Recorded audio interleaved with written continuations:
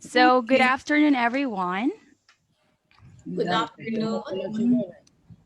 So, Good afternoon, loves. hello, good afternoon. So, Royal Institutions International Research Colloquium will commence in a few minutes. We ask everybody to please observe decorum to uphold the dignity and glory of this event.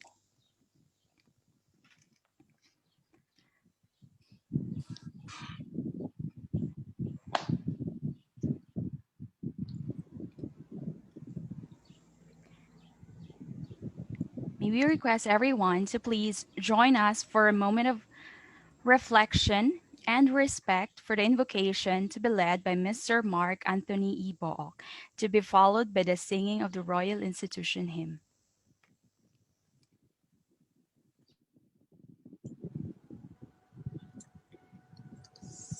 Let us open our hearts and minds in grateful prayer for all creation, for all people, for all who are with Royal Institution, and most especially for those who've come to join us today. Lord Almighty, we come before you today to give you honor and praise. You are worthy of praise. You are the source of all that is good. You are the source of all of our blessings. Thank you for every gift that we receive each day.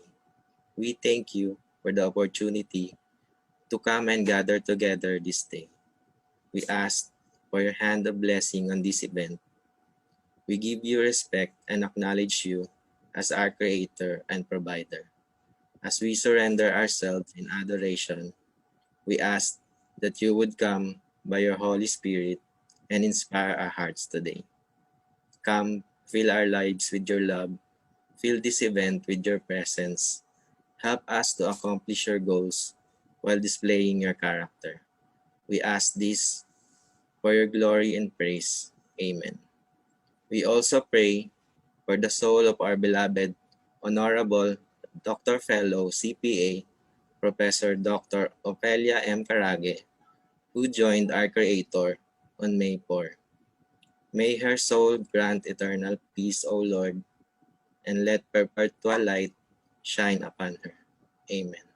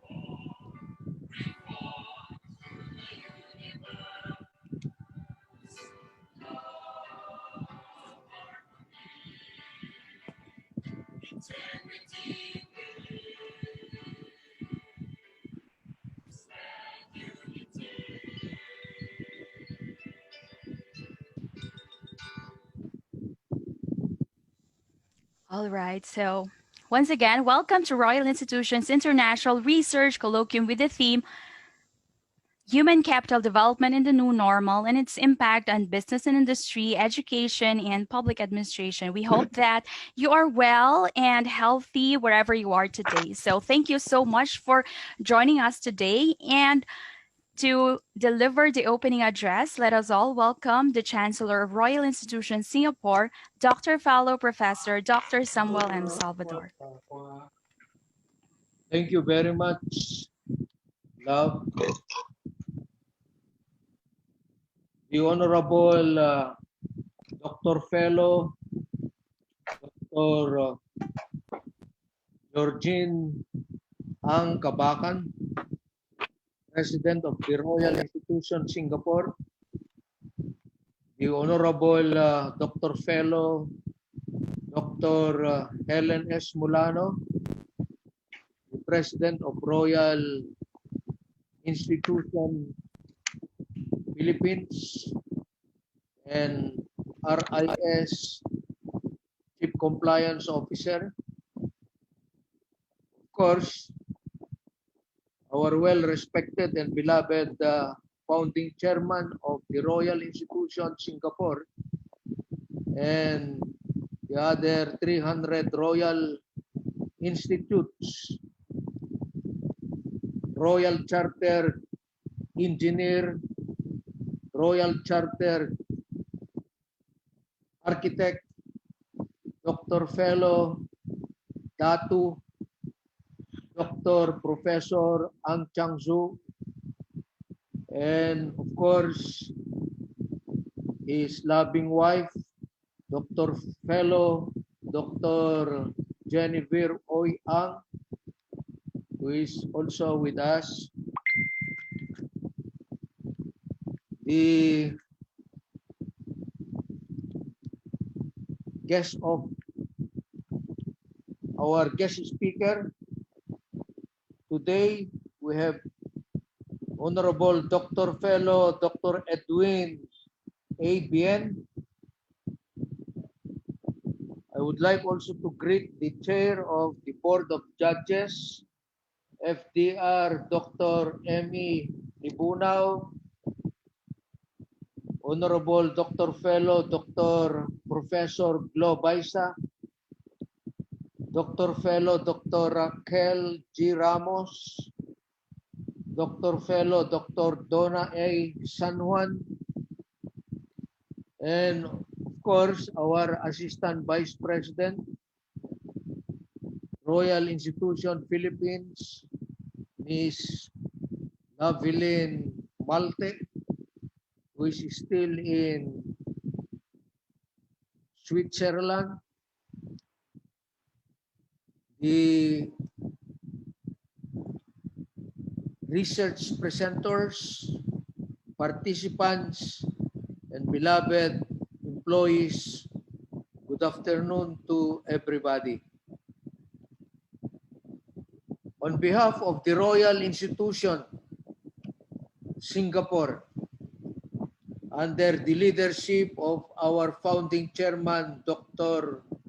Fellow Dr. Ang Changzu, allow me to welcome all of you in this international research colloquium through Zoom teleconferencing with the theme Human Capital Development in the New Normal and its impact to business and industry, education, and public administration.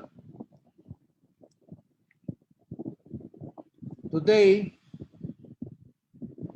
the COVID-19 pandemic is unprecedented.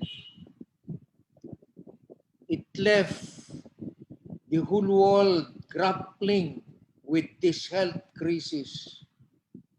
So many lives were lost because of this rapid outbreak. Aside from the human impact, COVID-19 has made a tremendous economic downswing being felt globally. In fact, more than 90% of Fortune 1000 companies have recorded disruptions by this pandemic. What more for the smaller business firms? When you ask the people to stay home, it follows that the economy will suffer or devastated. Millions of people working in business establishments have lost their livelihood. All businesses are affected with varying degrees of severity. The research conducted by the World Bank in collaboration with Department of Finance and National Economic Development Authority, based on the responses of 74,031 businesses nationwide, revealed the following data as of July 2020. Only 5% of businesses are open. 40% are partially open. 40% are closed. 15% are permanently closed. And the top 3 sectors most affected or suffered a lot are arts and culture and entertainment, tourism, and transportation. While large companies may survive the current economic crisis, the micro, small, and medium enterprises in the Philippines are taking the hardest hit financially. These are the business firms with existing loans and are still working on their ROI. Thus, many business firms have to resort to extreme measures to adapt and survive, affecting the employment and thus the earning power of the workforce. COVID-19 led business firms to rethink and reinvent the way they do business, since the buying habits of their consumers or customers change a lot. They need to be able to adapt. Thus, the unprecedented boom in the e-commerce industry. At the same time, information technology has been challenged and tested to accommodate the need to establish connection between the business and its customers. Life continues. Those who are resilient and ready to adapt survives, and those who cannot, unfortunately, had to close their business firms. Hence, it is expected that everybody must deliver the expected outcomes in order to survive. COVID-19 pandemic has and industries. The challenges we are facing right now are ones that most of us have never faced before. These challenges are not just complicated, but rather these are very much complex. the traditional way of solving problems will not result to most effective solutions of the complex issues right now, since some of the issues are still unknown. Since we are still in the transitory phase from the traditional scenario to the new normal, many business leaders and or managers are addressing it by defining problems, addressing the variables that make it complicated, and agreeing on the best way to step forward or to advance. They are working around the clock, taking unprecedented measures to keep their employees safe and ensure that their business firms survive. They are creating business continuity plans, drafting emergencies communication procedures and policies, and preventing the spread of the virus in their respective offices or business firms. They need to be prepared for the greater challenges today and beyond. It is important to apply lessons learned from the COVID-19 experiences last year to create better management. They should start planning for long-term strategies to cope up to this new normal and make the best major decisions in the context of the uncertainty and ambiguity brought about by this disastrous pandemic. To be truly effective in this new normal, leaders and or managers need to adjust and develop a new core capability, which is having a complexity mindset. They should be able to tap their organization's collective intelligence, prioritize company core values, and allow solutions to emerge. For me, I would consider an effective business leader and or manager, and perhaps even educator leaders, as someone who exhibits ethical leadership by taking a front step and taking responsibility for things that go wrong. In this challenging time, a business leader and or manager or educational leader for that matter should be resilient.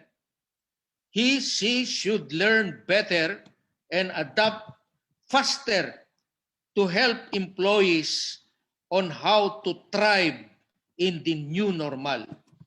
As professional business leader and or manager, or perhaps professional educational leader, he should be proactive and ready for the changes that can affect the institution, that can affect people, that can affect management, as they are in the forefront in business partnering and taking care of employees. They should tweak their operations to adapt to the present environment and manage productivity of being productive. This involves activities from arranging flexible working arrangements up to accommodating all inquiries from employees, from customers, or from all stakeholders. They should still be able to manage the organization even during the pandemic, which includes assessing the well-being of their employees and employee engagement, planning and executing workforce management initiatives, and developing high potentials and continue succession planning.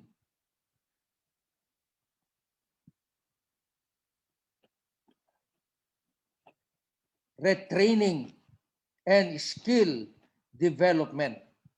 They should think outside the box by strategizing ways on how to bounce back at a higher level after facing these adversities. Since the situation is ever changing, as the world is moving at a lightning fast pace, leaders should quickly process available information, prioritize, and make decisions with strong conviction. A simple, scalable framework for rapid discussion or decision making is critical to effect continuity and survival. Because of the COVID-19 pandemic crisis, remote arrangements are a growing workplace phenomenon, since there are organizations, both private and public, who offered work from home scheme to their employees. According to the organizational analyst Jane McConnell, business managers should be digitally transformed because in reality, digitalization challenges are work culture challenges. With the acceleration of technology, adoption, and work from home arrangements, and since workers are not working from their routine workplace or places, they often feel disconnected and disassociated with their colleagues and management due to lack of social interactions. At this point, it is imperative for business leaders and or managers to keep their employees motivated. They should be able to lead and manage their organization and the employees in most efficient manner possible by having virtual and makeshift reminders for the team to be consistently reminded on where the company is going and what is the present status of their company and where it is now. This gears up the team spirit of the members of the team and spurs them to do more in the long run, since there is a sense of belonging to the team members. Leaders and or managers should lead with empathy and a focus on safety and health.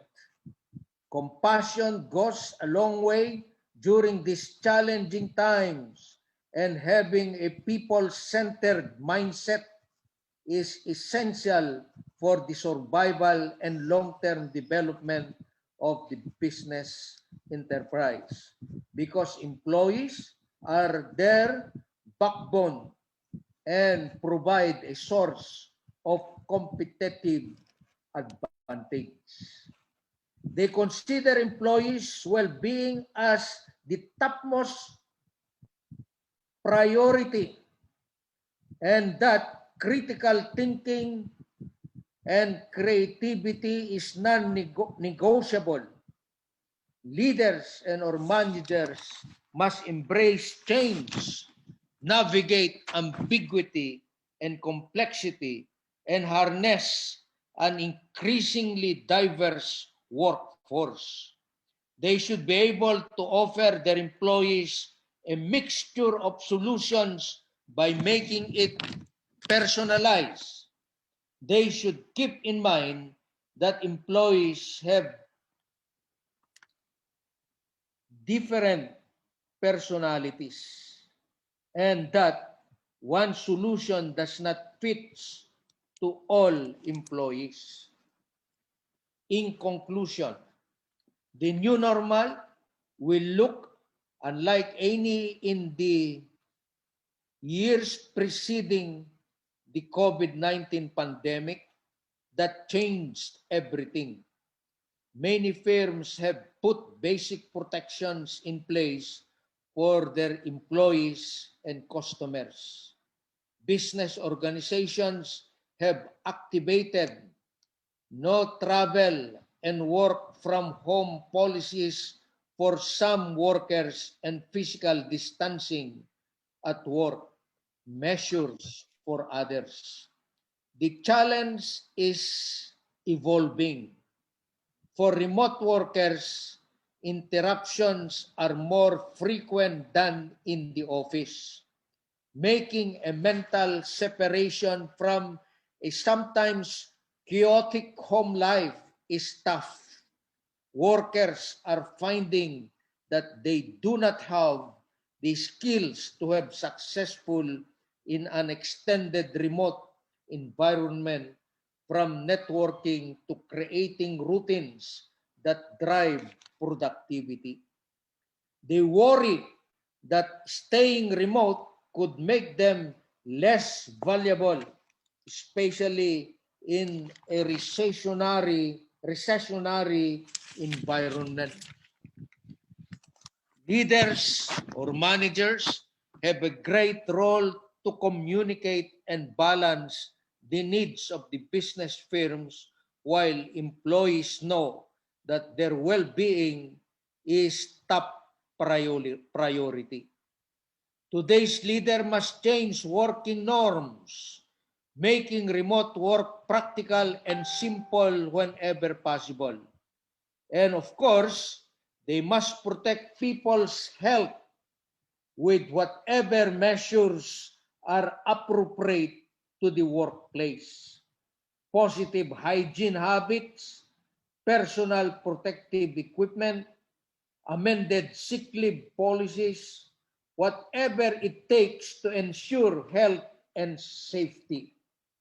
Henceforth, the COVID-19 pandemic situation surely took a toll on every one of us, whether on our physical, emotional, or mental aspects. Given all these challenges, we need leaders who are humane enough to understand their employees, not just a leader who is open to innovation and system thinker, but also someone who knows to develop and take care the employees. Someone who sees the effort being given by the employees to be efficient and productive amidst the new normal we are currently in.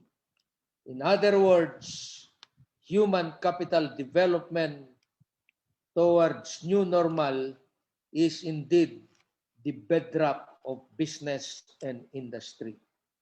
With this, thank you and God bless us all. Thank you so much, Dr. Salvador. At this juncture, may we now request Dr. Fellow Dr. Helen S. Molano, Chief Compliance Officer of Royal Institution Singapore and President of Royal Institution Philippines, to read the Statement of Purpose and Criteria for today's International Research Colloquium. Good afternoon. Royal Institution Singapore Secretary's Certification. Excerpt from the Board of Directors Special Meeting on April 15, 2021, The following resolutions have been passed, approved, and confirmed by the Board of Directors and Governing Council as per Board Resolution number 20221-007, that Royal Institution Singapore, in coordination with Royal Institution Philippines, will organize an international research colloquium on May 7, 2021 at 2 p.m. via Zoom conference with the theme Human Capital Development in the New Normal and its Impact on Business and Industry, Education, and Public Administration. That Royal Institution Philippines will invite Dr. Edwin Abien as the speaker, and to invite Dr. Fellow CPA Professor Dr. Gloria Tibaisa, Dr. Fellow Dr. Emeline Culibunao, Dr. Fellow Dr. Raquel G. Ramos, and Dr. Fellow CPA Dr. Donatilla A. San Juan as panel of judges. That Royal Institution Singapore will award the best presenter and best paper during this event. Signed the 7th day of May 2021 by yours truly, Dr. Fellow Dr. Helen Esmolano, Chief Compliance Officer. Statement of Purpose and Criteria. In this fast-paced and highly competitive society, academicians, professionals, technicians, entrepreneurs, leaders, and students in every industry continuously strive toward professional development to be at par with the rest of the world. That is why we are conducting this international research colloquium with the theme Human Capital Development in the New Normal and its Impact on the Business and Industry, Education, and Public Administration to fulfill RI mission, to help RI members to be at par with the rest of the world, to provide opportunities to enhance skills, competitive advantages, academic, professional, and entrepreneurial status, to level the playing field and be a premier platform and more effective global networking for our RI members, and to provide and conduct continuing professional development programs. As RI Philippines is an accredited CPD provider of the Philippine Professional Regulation Commission, in this event, participants are entitled to credit points. In this international research colloquium, research papers submitted and presented will be further evaluated for publication in the refereed RI Research Journal. The RI Research Journal is registered with the Ministry of Communications and Information Singapore under the Newspaper and Printing Act Chapter 206 with permit number MCI open and close parenthesis P111/09/2001 for print ISSN 232 or 6347 and online ISSN 23826355. Furthermore, the RI Research Journal is compliant with the following criteria as a reputable international journal. Number 1, its publisher, Royal Institute of Publishers, Private Limited, duly registered in Singapore with Accounting and Corporate Regulatory Authority registration number 2017004458D. Number 2, peer review. The peer-reviewed evaluators follow the policy guidelines in evaluating all manuscript for publications. Number 3, editorial board. Editorial board is composed of prominent professionals in the academe and handling key positions in private and public institutions with higher qualifications, stature in their respective field of professions. And number 4, editorial policy set forth by the Royal Institution Singapore and Royal Institute of Publishers is strictly followed by researchers and editorial staff. Number 5, publication frequency.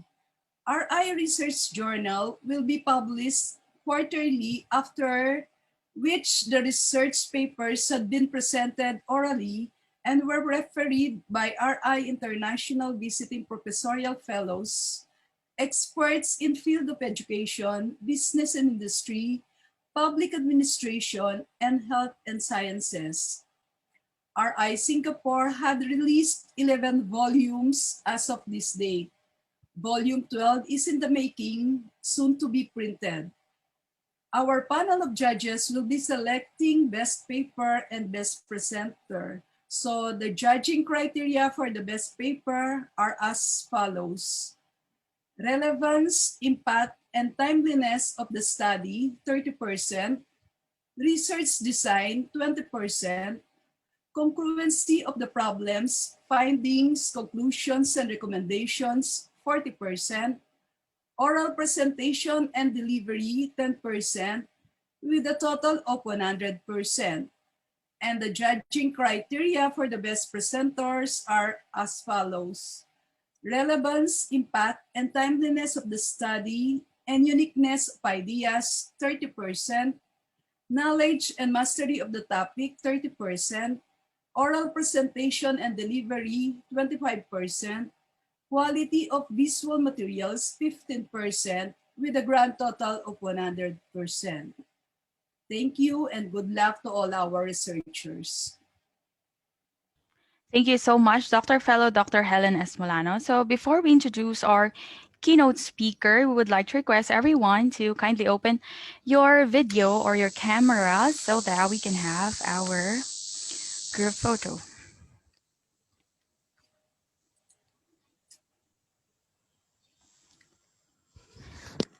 Kindly unshare the PowerPoint so that we can have a gallery view of all our presenters. Thank you. All right, so kindly open your video, my video.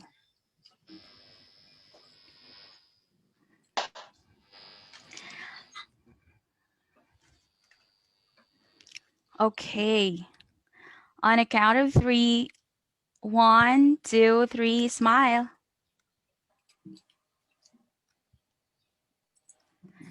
Next. 1, 2, 3, smile. All right, thank you so much, everyone. We will now proceed to the keynote address. Our keynote speaker for today is the President and Medical Director of Labian Medical Group Philippines. He obtained his Doctor of Medicine and Bachelor of Science in Medical Technology from the University of Santo Tomas, Philippines. He is a member of the Philippine Medical Association. He is also a Doctor Fellow and International Visiting Professorial Fellow of Royal Institution Singapore, a Fellow of the Royal Institute of Alternative Medicine Singapore, and a Fellow of the Royal Institute of Doctors Singapore. So before we let him deliver his speech, please join me in singing and greeting him a happy birthday. Let us give a warm round of applause to Dr. Fellow Dr. Edwin A. Bien.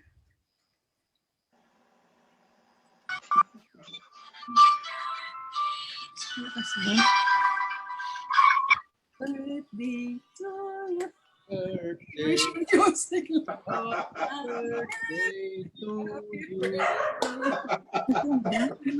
Sinabi pa naman yung naiiwan, sir.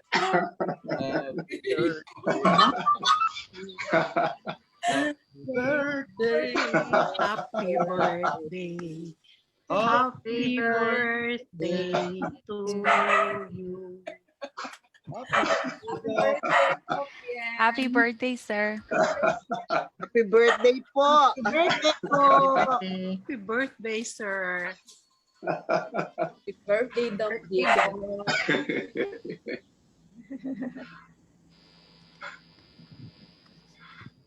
Okay.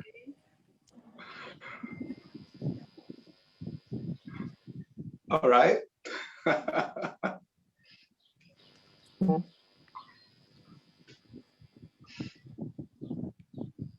Hello, everyone. Should I be starting? Yes. Oh, okay. Well, thank you very much for that very enthusiastic, the most enthusiastic birthday song I have heard. Thank you, thank you. Well, first of all, on a serious note, I would like to thank for the very nice letter of invitation from our president of Royal Institution Singapore, Dr. Georgine Ang, and also for the president ng Royal Institution of the Philippines, Dr. Helen Molano. And thank you very much, Kath, for always texting me and reminding me and for assisting me in these slides. The invitation was about human capital development. That I know a little bit. In the new normal, that I believe is a misnomer. And its impact on business and industry, education, and public administration, that I admit.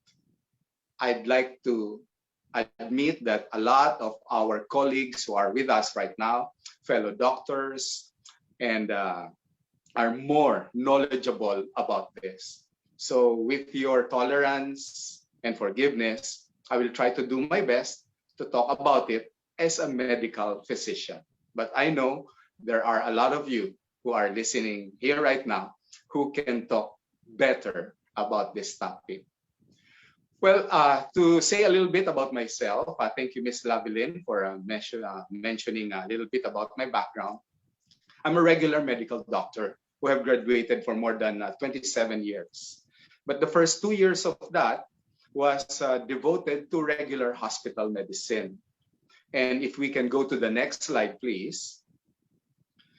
All right, this is our title. So I thank you very much again for this one. Next slide, please.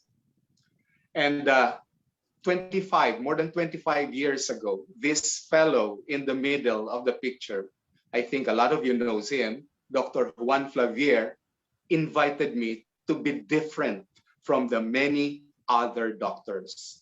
At that time, he wasn't a senator. He was a secretary of health. He was a very popular secretary of health. He was doing advertisements and talks, and he was talking more about natural medicine. So he called me in local language. He said, "Bien, are you happy with what you're doing right now?" And I said, "Yes." At that time, I was gearing towards surgery. And particularly, it is cosmetic surgery. And more particularly, it is about enlarging the breasts. Well, anyway, he said, "Is that what you see yourself doing when you are already 50, 60, or 70 years old?" And then I remember I came from the province. And actually, from where I came, at Sorsogon, Castilla in Bicol, I am the first medical doctor. And I realized there is a need for a different kind of doctor there, not a cosmetic surgeon, but someone who can help my fellows, provincianos, to be healthier. So I said, "What is your plan, doctor?" He said, "Have you heard about herbal medicine?" So I was aghast and I said, "Doctor, I took up medicine for more than 10 years and did some training for another 3 to 4 years. And we are going to do pito-pito, walo-walo." My apologies to the non-Filipino speaking audience. That means, are we going to chop off some leaves and that is what we're going to prescribe? And he said, "No, no, no. In fact, in Europe, even in Singapore and many other countries in Asia, like Taiwan, like Japan, they are combining already the natural medicine with the synthetic medicine. Because many of the synthetic medicine, honestly, that we are prescribing, for example, for hypertension, he asked me, what do I give? I said vasodilator. It lowers down the blood pressure, but the heart remains weak. What do I give for diabetes? Of course, I give them usual medication to lower down the blood sugar. He said it lowers down the sugar, but the pancreas remain weak. And ultimately, they develop complication. And last but not the least, he mentioned, what do I do for cancer patients? The one that I have been putting breast implants on. And he said, when they develop tumors, what do you do? I remove it again. We do surgery and we subject the person to chemo and radiation therapy. And he said, that will help temporarily. but that will not solve the problem. And so I hooked up my hopes with Dr. Flavier and followed his footsteps, and I went into natural and alternative medicine. And again, I would like to thank Dr. Helen Esmolano many years ago when she invited me to visit the office, and she said, "You can do and teach and head our alternative medicine portion." I thank you for that. And I think right now, that brand of medicine, of going to the root cause of the problem and giving the people what they really need, even in cases of COVID, even in cases of the new normal, is better than just giving symptomatic medications. Can we go to the next slide, please? I hope I'm not taking so much of your time. Now, there is a saying that those who do not remember their past are bound to repeat it in the future. It is happening right now. This pandemic 2019, when the world stopped and everybody was initially curious, but we did not know Uncle, what can to you do. pull this? I'm having a hard time. No. Okay. I think that's a cross. All right. This pandemic of 2019, the world stopped. The first thing that we saw are pictures in China, pictures from China of people lying down on the streets, right? We do not know. Is it from bats? But they have been eating bats for a very long time, as long as Filipinos have been eating balut for a very long time.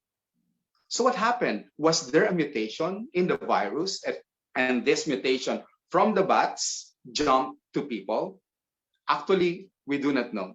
But these are the things that the scientists are telling us. If you can see on the screen, this is what they propose as the COVID virus.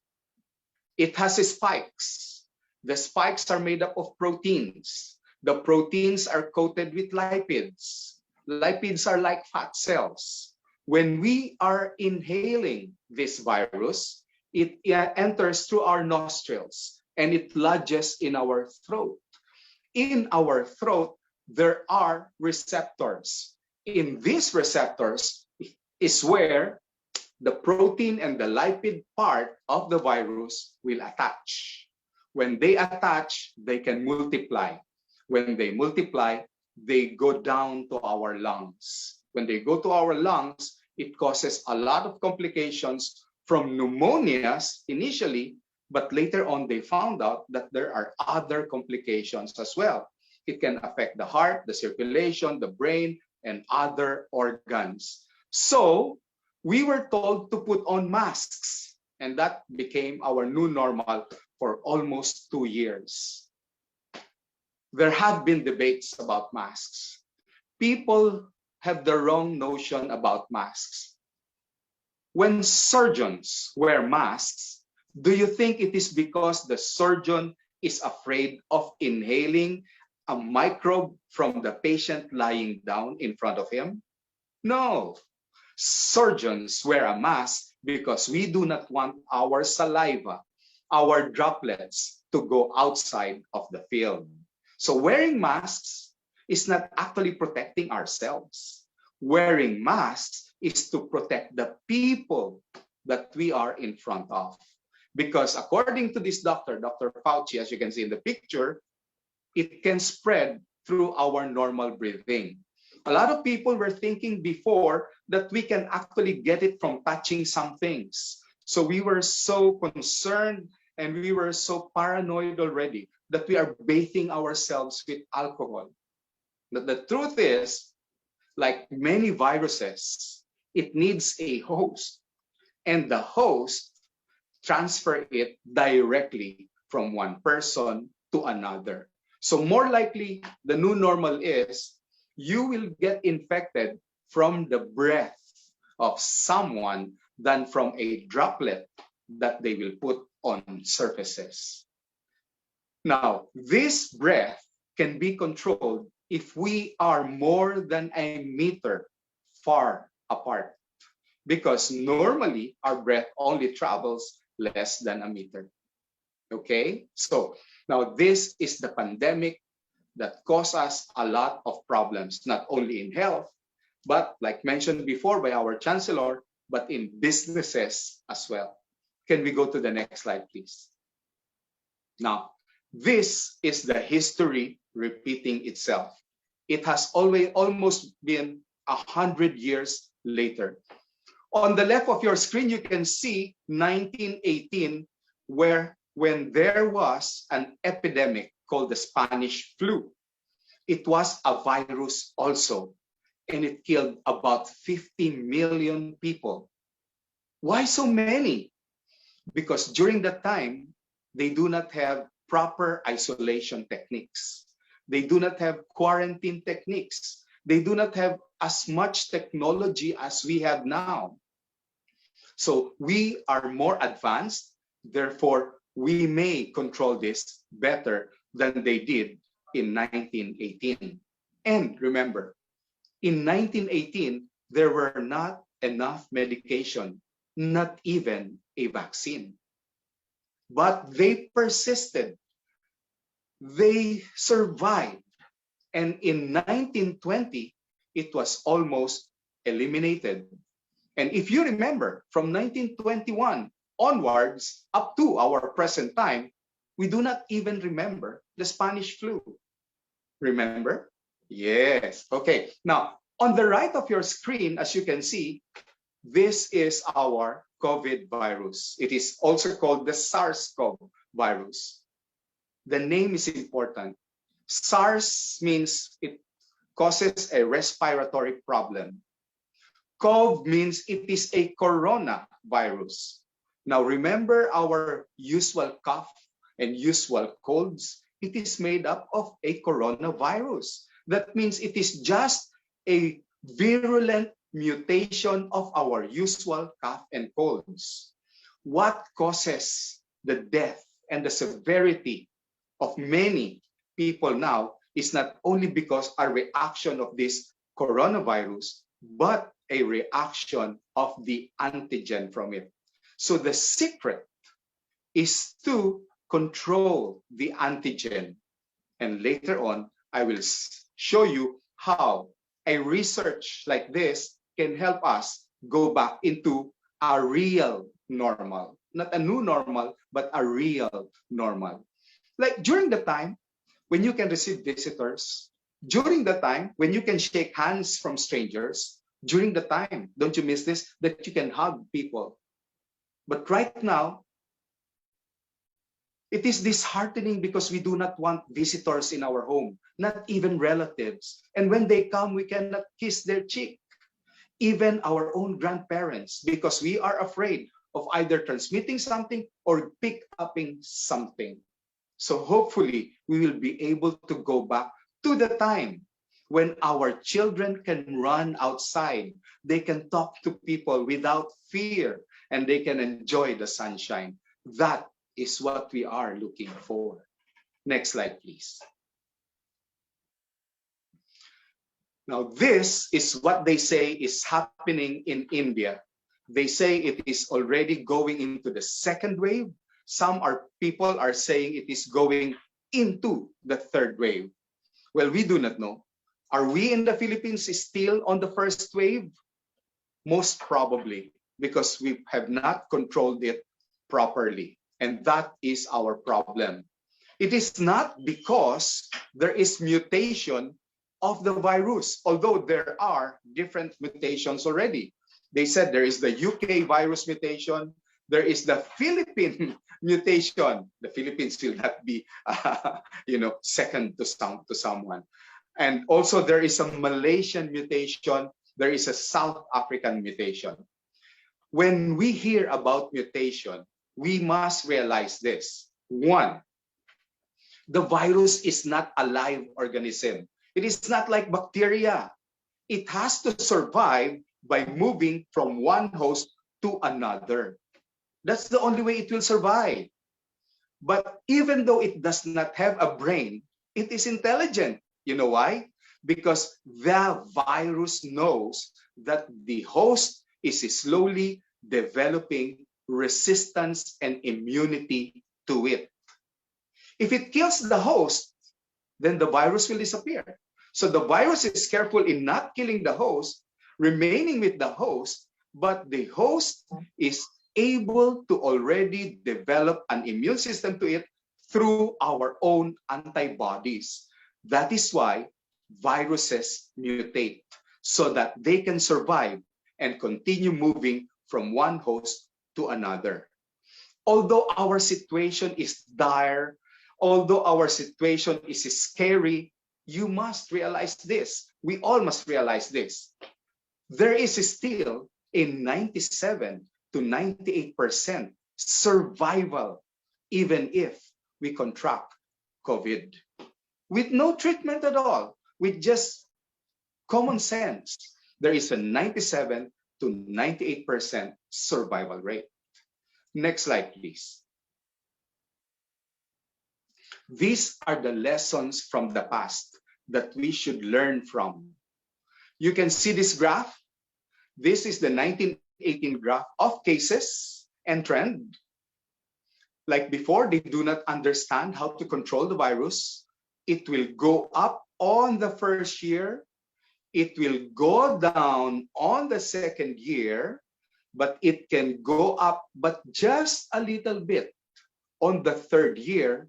And if our body, if our immune system is strong, by the middle of the third year, the virus will be controlled by our own antibody. This is how they did it in 1918. Next slide, please. Now, there are many social challenges during the COVID-19. There is an impact on the environment. Now, this is a question for me as a doctor.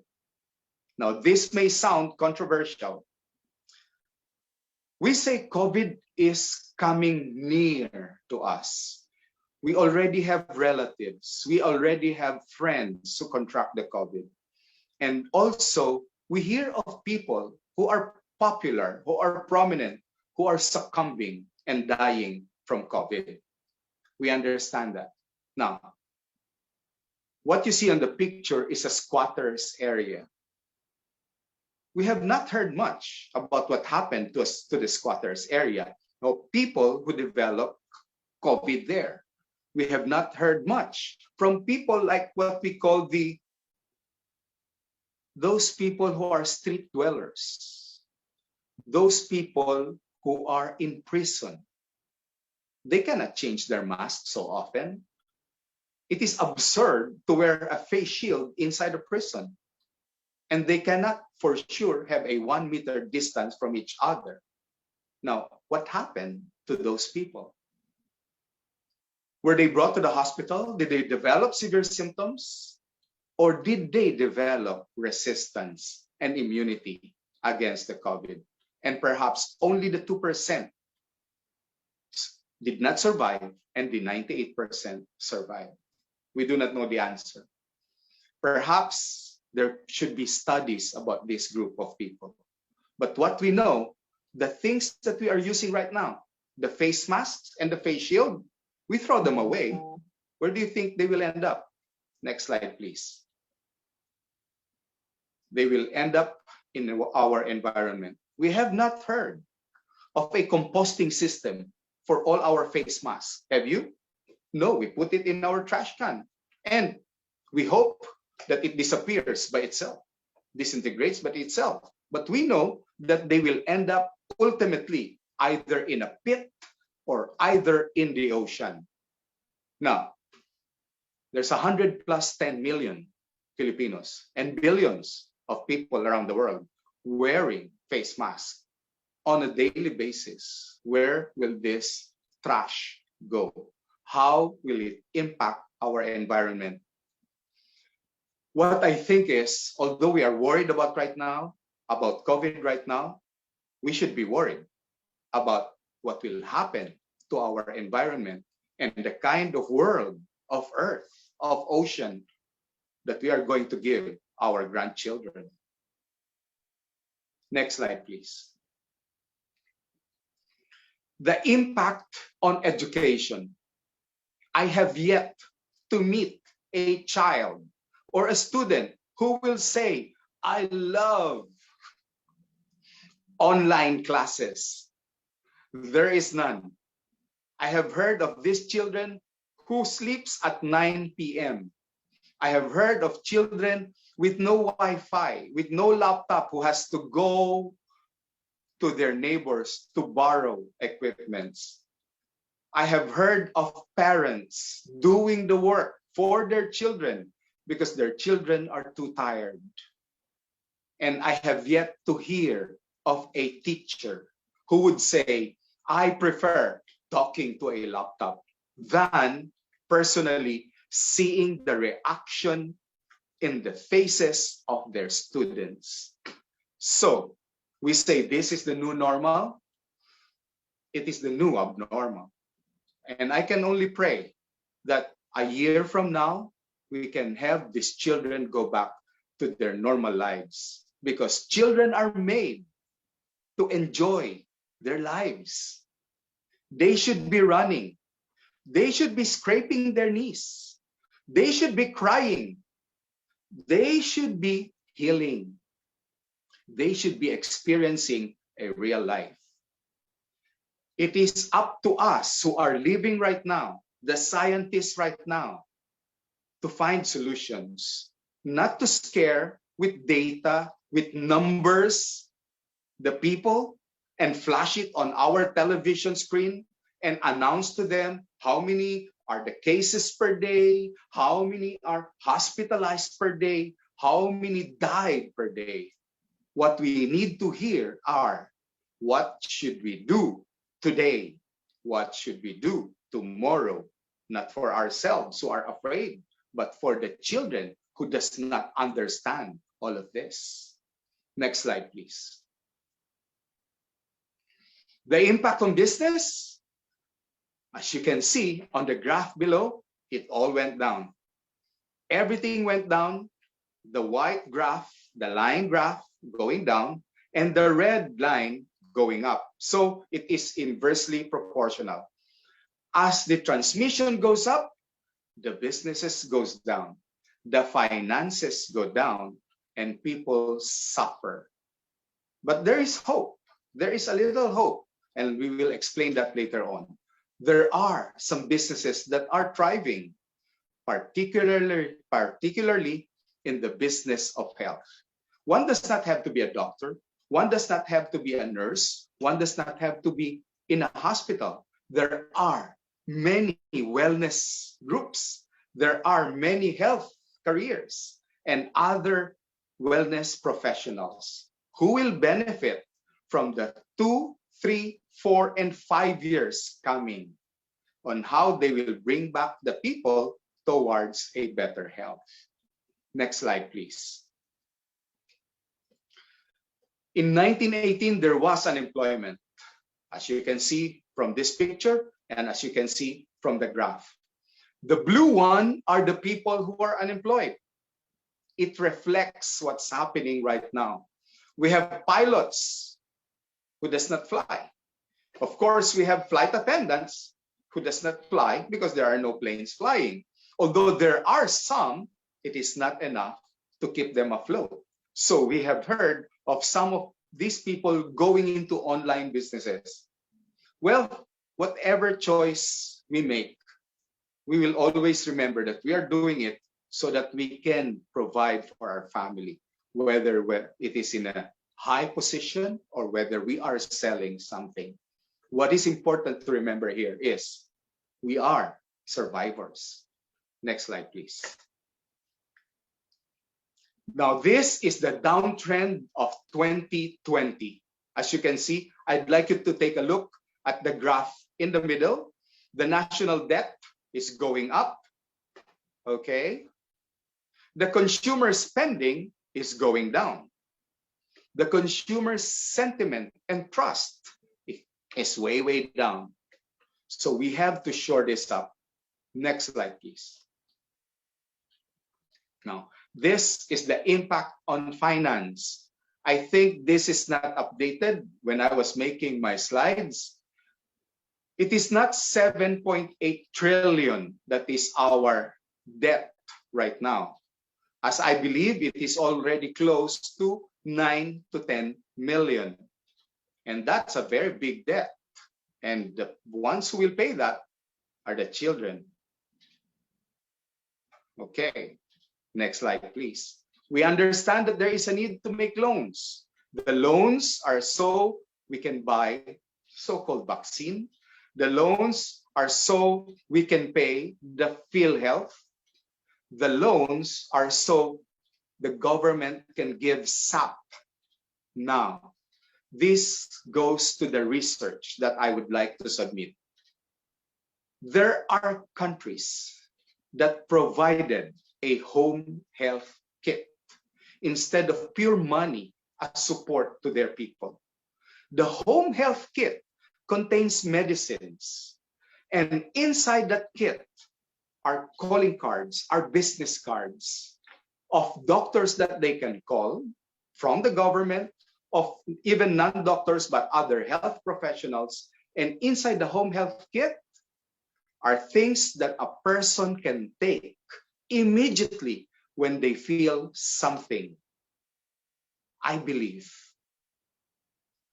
isolation and quarantining alone for 2 weeks is not enough. This is my proposal.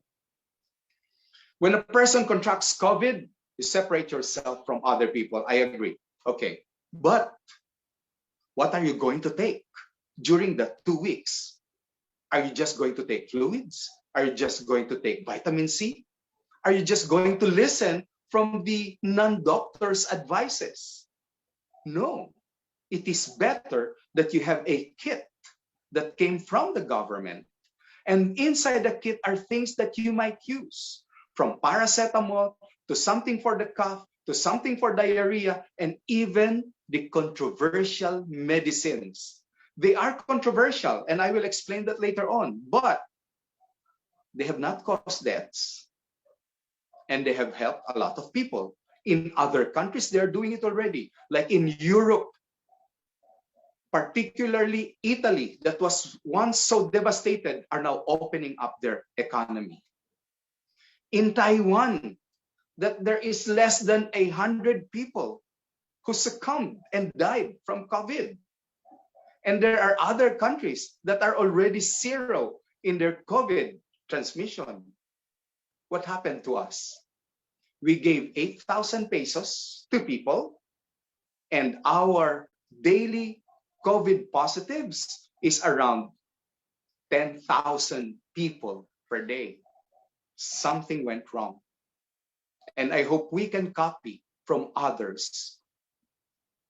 What is the impact on the reactivation? We can reactivate our economy again.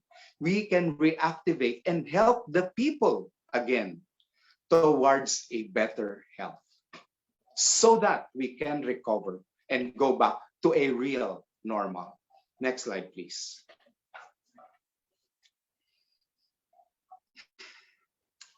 We cannot get away from the fact that there is politics involved, not only in our country, but even politics in other countries and from the World Health Organization itself.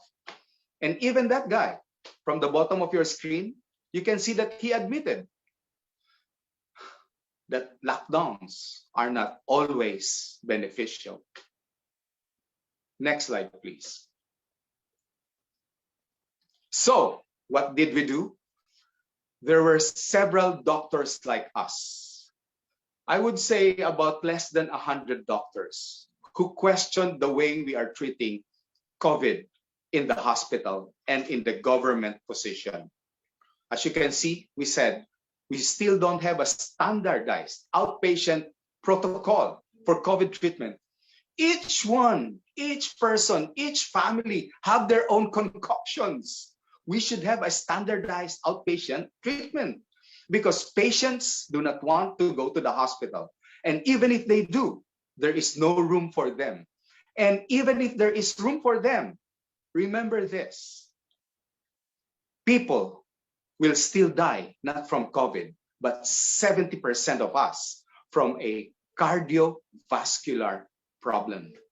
either from a stroke, a heart attack, or a coronary problem. We know that 7 out of 10 of us will develop that eventually. And so that is still a bigger percentage of patients that needs to be cared for than those who are COVID positive. So what we should do is flatten the fear by offering a protocol for people. Next slide, please. Now, I have heard of people saying, let's go for the vaccine. I understand. I am not an anti-vaxxer. I believe in vaccines. I believe in vaccines so much so that I had my children vaccinated against polio, against measles, against mumps, against tuberculosis, and so on and so forth. But this is the problem. Supply. Let us be honest to ourselves. It is supply. It has been 2 years. There's more than 100 million Filipinos, but there is less than 2 million Filipinos vaccinated. What happens to the 98 million Filipinos? What are we waiting for? The senior citizens are the first to be given. The frontline doctors, the frontline personnel are the first one to be given. But like what Senator Enrile said, what happens to the tricycle driver, to the teachers, to the students, to the ordinary people? There's 98 million plus of them. So there is that fear. There are those who are vaccinated, but a lot are not vaccinated. And when will they be vaccinated? 3, 4, 5 years from now? What do we do in the middle while they are not still vaccinated? We must have a protocol for them. Next slide, please. And these are some of the questions that I'm sure some of you have seen even in Facebook. Even finding a vaccine is not enough to end the pandemic. You know why? Because it is still our own body, our own immune system that must develop the antibody to fight off this virus. The vaccine will only stimulate us. It is not the one that fights off the virus. Make no mistake about that. The vaccine has no direct contact on the COVID virus. The vaccine is supposed to stimulate us so that our body will produce antibody and fight off the antigen. But if our body is weak, we cannot produce the antibody. Do you remember your children? You cannot have them vaccinated if they have colds, if they have diarrhea. Your pediatrician will say, come back when your child is normal again. Now, how can you be vaccinated if you are suffering from respiratory infection? How will you develop your antibody? Follow. Do you follow? Now, they are saying everybody must get vaccinated so that people will get a certain passport that you are vaccinated. I have no legal mind. I do not understand this, but I would like to pose the question to those people who are listening right now, our fellow colleagues, our members here. Is it legal? Is it legitimate? What about those people who cannot afford it? Next slide, please. Is it within our constitution? So now, these are the possible alternatives that I propose on the research. And that is to find some things that will help these people. Many months ago, SUOB, or steam inhalation, was found to help these people improve their breathing. But some discredited it and said, you might get burned. We were laughing. Oh, come on.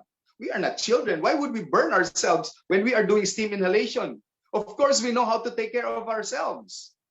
So, but there was a time that they were disagreeing with it, discrediting it. For me, I believe in it. Steam inhalation helps a lot because it liquefies the phlegm, the mucus, so that you'll be able to spit it out, so that it does not stay inside our lungs and promote bacterial secondary infection. In Germany, they have been doing researches in plants. As you can see here, Artemisia plant.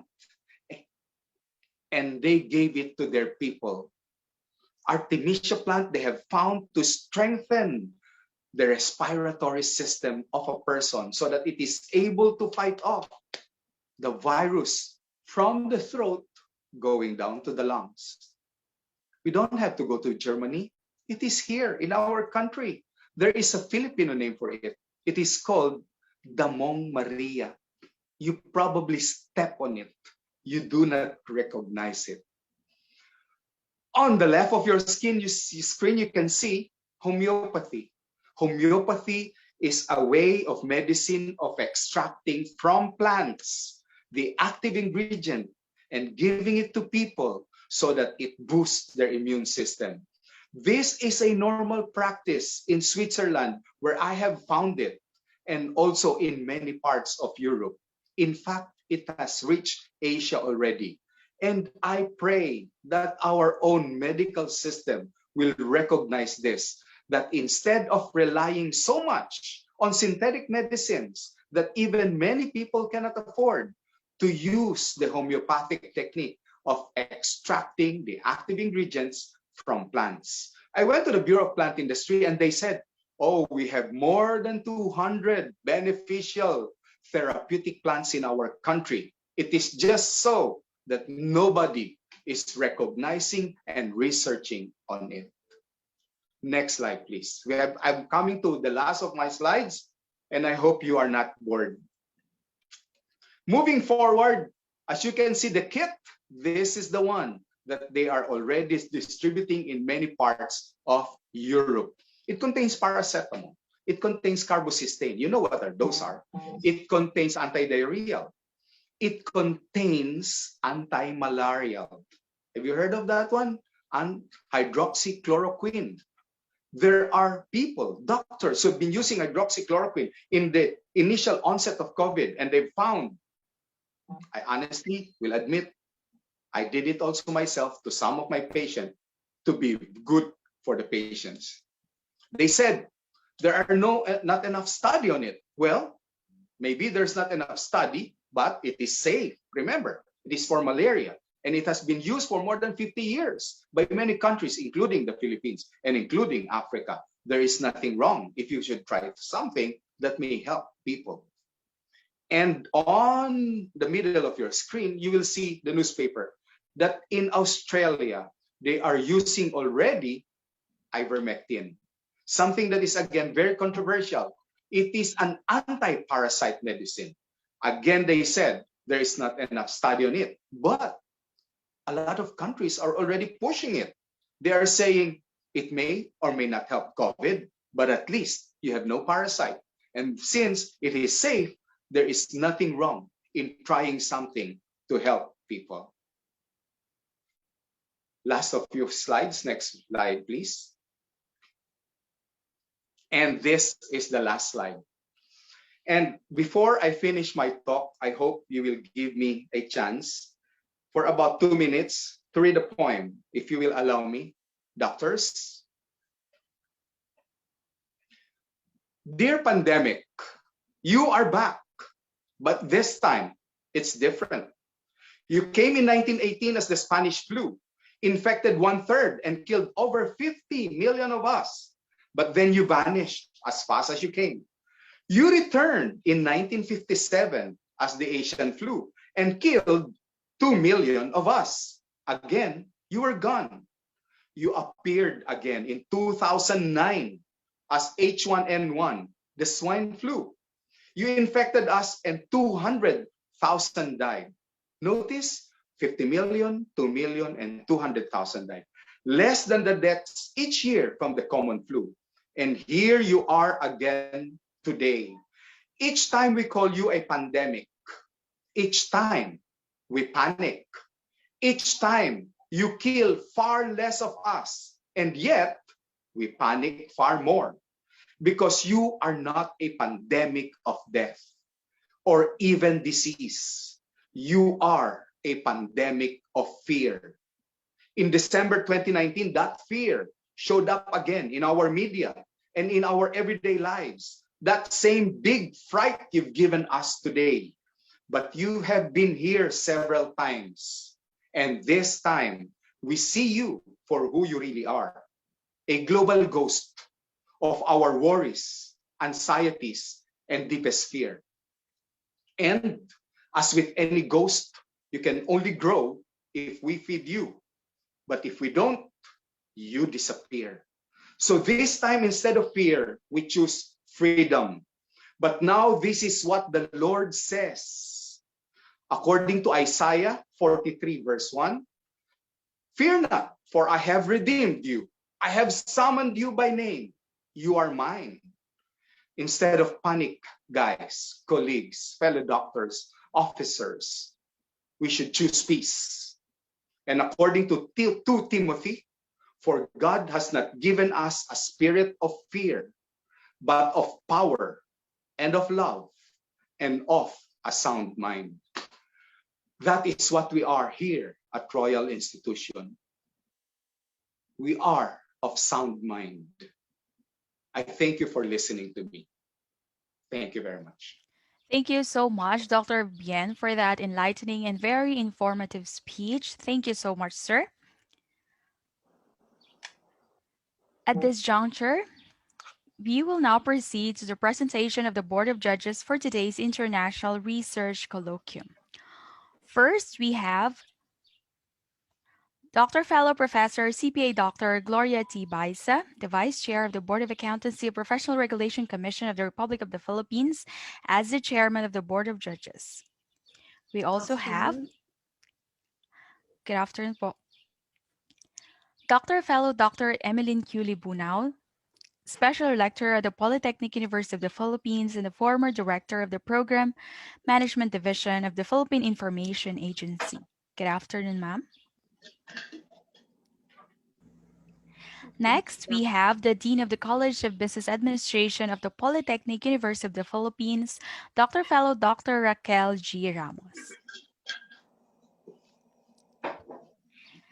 And we have Dr. Fellow CPA Dr. Donatilla A. San Juan, faculty member at the Graduate Studies of the College of Business Administration at the Polytechnic University of the Philippines.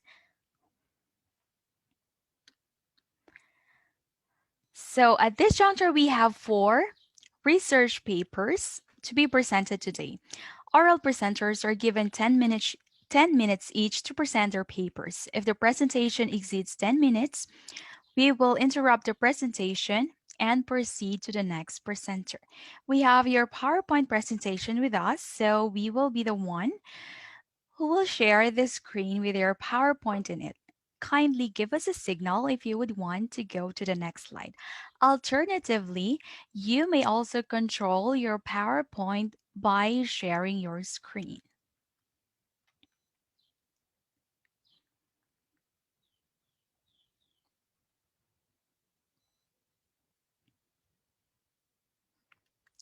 We will now proceed to our first presenter.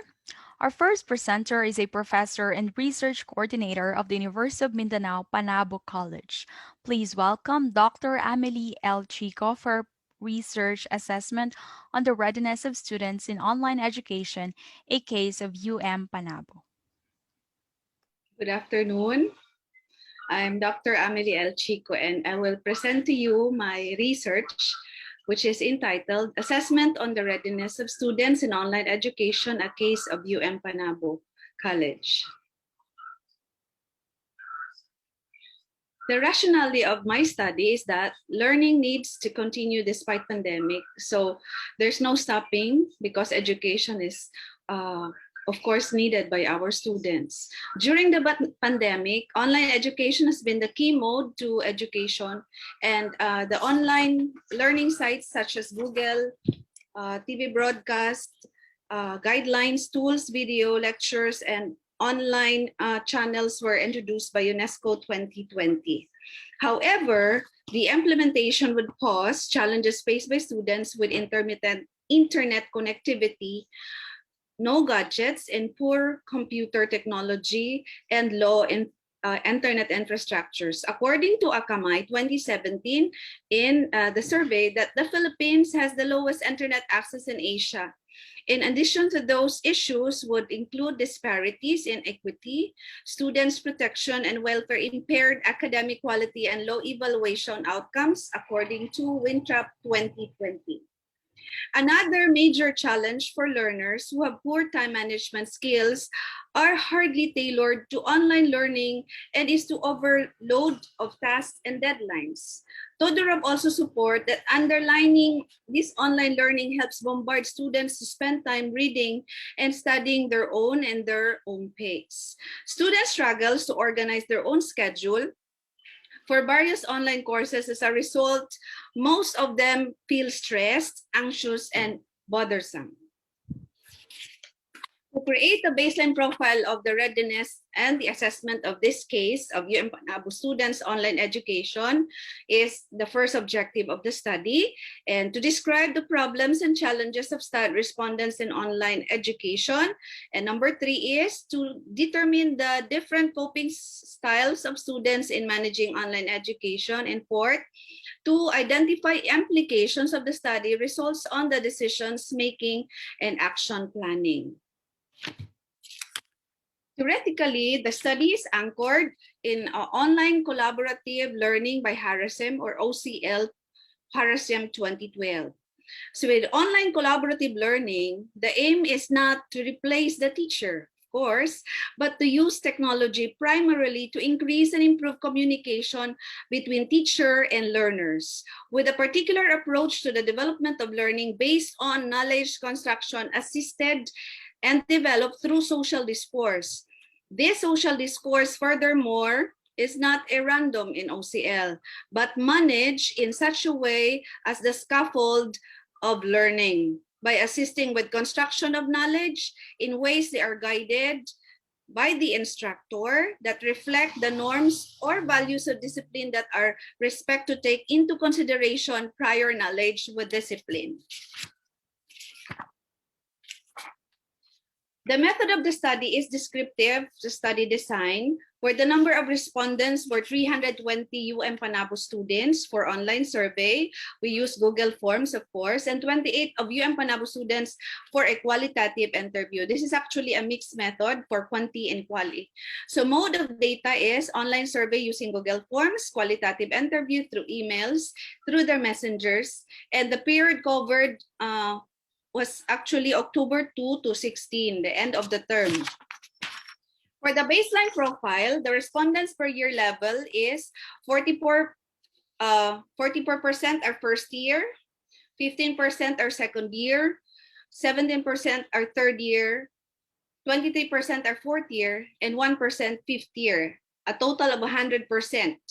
For respondents by department, we have 59% from the Department of Accounting and Business Administration Education, 37% from the Department of Teacher Education, and 4% from the Department of Arts, a total of 100%. For the baseline profile, out of the 320 students who participated in the survey, 249 students have no personal computer, and that's very difficult for us teachers to adjust also because they have no gadgets. 61% students have personal computer, laptop at home, and 10% did not indicate if they have their personal computer or any gadgets at home. Out of the 61 students respondents who have personal computer, laptop, 45 students are connected to Wi-Fi and 16 students are not connected to Wi-Fi and do not have stable internet infrastructure. So they are only dependent on the load. They are buying from Smart, Globe, Sun, and any providers of the internet. For the mode of the participation of the e-survey, we have 198 utilize personal cell phones and 122 utilize either their personal computers, laptop, and their through internet cafe. For the results, challenges and difficulties in the experience of students in online education, of course, the result really shows that there's no gadget. And the technology in accessing LMS is very low. There are, of course, poor utilization, poor internet connection, no signal, no internet infrastructure, no load, inability to manipulate the LMS or the learning management system, and poor computer skills. For letter C, coping styles and strategies of students was actually addressed by the administration, and how to cope with the students and the teachers also struggles. They have pre-downloaded activities, materials like modules, or in our college, it is called SIM, no? So for advanced reading and compliance, they photocopied it, they download, and they will print that. Students go to the nearest internet cafe for strong internet connection, and students who have internet connections notify those who have none whenever a new task is given and uploaded, or if they have synchronous classes are scheduled so that they can make themselves available. And students request teachers for email to email them if there are a task given to them, and academic requirements apart from uploading them online, given access to any problem so that we can solve also. And the applications and the study result is implement blended approach, of course, where students can choose from depending their capacity, availability, and accessibility, whether pure modules or pure modular, pure online, or hybrid. Since most of students use cell phones, the school should provide an application which can easily access by students. With or without internet, they can still upload. Fix the schedule for synchronous and asynchronous classes session for students to manage their time and prepare the internet connections, and provide flexible time for students to comply academic requirements, especially if there are volumes of tasks. Upload pre-recorded discussion, which can be downloaded and viewed many times by students. And these are my references. I would like to say thank you, RIS, for the opportunity again to showcase the researches of our college. Magandang hapon, everyone. Thank you so much, Dr. Emily L. Chico, for that presentation. Next, we have Dr. Roberto S. Iyo II, an instructor at the College of Teacher Education at Zamboanga City State Polytechnic College, also the teacher in charge, school head of Dato Panguluan Elementary School, Labuan District, Zamboanga City, and the district sports coordinator of Labuan District, Zamboanga City, and his co-author, Ms. Lilibet S. Ayo, an instructor 1 at the Integrated Laboratory School of the College of Teacher Education at Western Mindanao State University, to present their paper, Principals, Management Competence, and Teachers' Academic Profile Correlates to Pupils' Academic Achievement.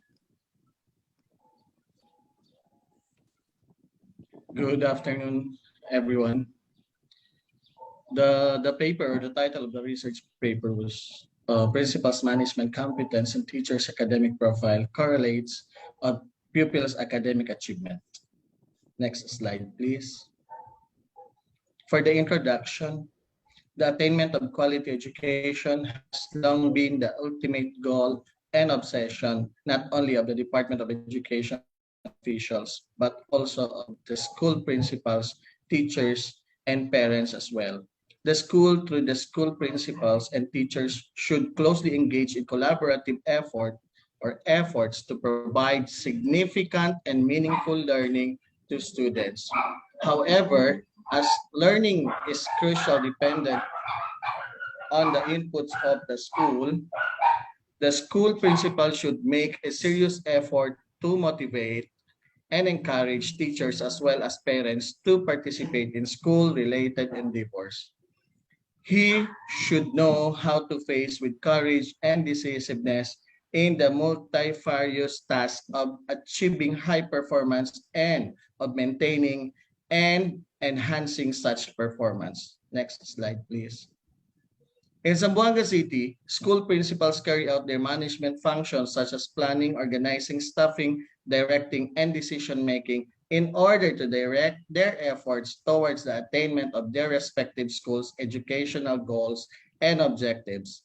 It has been noted that public elementary school teachers are equipped with adequate knowledge, sufficient skills, and right attitudes in management, and are determined to collegially work with their teachers in providing better educational services to students. Despite these qualities, they manifest different management styles in reaching out their goals which directly and indirectly influence the teaching and learning process. Next slide. Next slide po. This study attempted to determine the correlation of the school principal's management competence, teacher's academic profile, and pupils' academic achievement in selected elementary schools in Zamboanga City. Next. For the problem statement, allow me to begin with problem number 1. What is the level of the principal's management competence as rated by teachers in terms of planning, organizing, staffing, directing, and decision-making? Problem number 2, what is the teacher's academic profile in terms of educational qualification and position or rank? Problem number 3, what is the academic achievement level of the learners or pupils in terms of the mean percentage score or the MPS in the National Achievement Test? And number 4, is there a significant correlation between the level of the school principal's management competence, teacher's academic profile, and pupils' achievement? Next. For the methods or research methodology, research design, this study adopted the descriptive correlational methods of research using the survey questionnaire and the data of the teachers and of the students in the achievement level in terms of the mean percentage scores or the MPS. This was correlation or correlational because this study attempted to determine the relationship between school principals' management competence, teachers' educational profile, and the achievement level of the pupils in terms of the mean percentage scores. For the sampling, the sample size of the grade 6 pupils in 3 is 309, determined using the Slobin's formula, and complete enumeration was used in the selection of the teachers or teacher respondents. Next. Research instrument, the data gathering tool of the study was a self-constructed survey questionnaire, and the pupils' academic achievement was measured by the mean percentage score of the grade 6 pupils in the core subjects.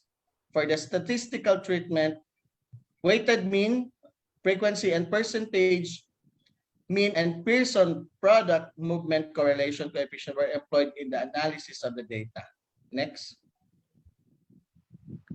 For the results and discussions, number 1, the management competence of the school principals in terms of planning, organizing, staffing, directing, and decision-making was rated high. Number 2, 83.3% or 30 of the teachers were BS with MA units. 5 or 13.9% were BS degree holders, and only 1 or 2.8% was master's degree holder. With regard to the rank or position, 21 or 58.3% were teacher 1, 6 or 16.7% were master teacher 1, 5 or 13.9% were master teachers 2, and only 4 or 11.1 were teacher 2. Number 3, the performance of the grade 6 pupils in the National Achievement Test was 86.06 or satisfactory for school A. In school B was 64.58 or failing, and school C was 65.09 or failing. And next slide, please.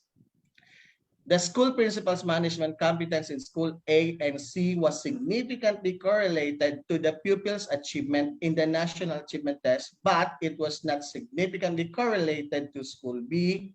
However, school principal's management competence in schools A, B, and C was not correlated to teachers' academic profile like position, rank, and educational attainment. Next. For the conclusions, number 1, the school principals are highly competent in their management functions in terms of planning, organizing, staffing, directing, and decision-making. Number 2, the teachers teaching in grade 6 are generally bachelor's holder or bachelor's degree holder with master's units and are mostly teacher 1. For number 3, the grade 6 pupils in school A have a satisfactory achievement level in the National Achievement Test, while the School B and C have a failing achievement level in the National Achievement Test. For number 4 conclusion, the pupil's academic achievement in the National Achievement Test is in schools A and C is directly related with the school principal's management competence, but not in school B. On the other hand, teachers' academic profiles such as educational attainment and rank or position is not related to the school principal's management competence across all schools. Next slide. For the recommendations, the teachers teaching grade 6 should exert efforts in teaching concepts across all learning areas to improve their performance in the National Achievement Test. Number 2, the teachers teaching grade 6 across all schools should continue to upgrade by attending graduate studies to make them effective and competent in the exercise of their pedagogical tasks. Number 3, since school principals' management competence is directly related to pupils' performance in the National Achievement Test, the latter across all schools should enhance their management competence to effect higher performance of the pupils in the National Achievement Test. Next. Thank you so much. Thank you so much, Royal Institute of Singapore. Thank you very much. God bless. Stay safe, stay healthy, and God bless us all. Thank you so much. Thank you very much, Dr. Roberto Eseo, for that presentation. Thank you so much, sir. You're welcome. We will proceed with our third presenter. Our third presenter is a principal 2 at Muntindilaw National High School. Please welcome Dr. Digna Gomez Orge for Research Pantawid Pamilyang Filipino Program for Peace towards Revitalized Community Affairs Services.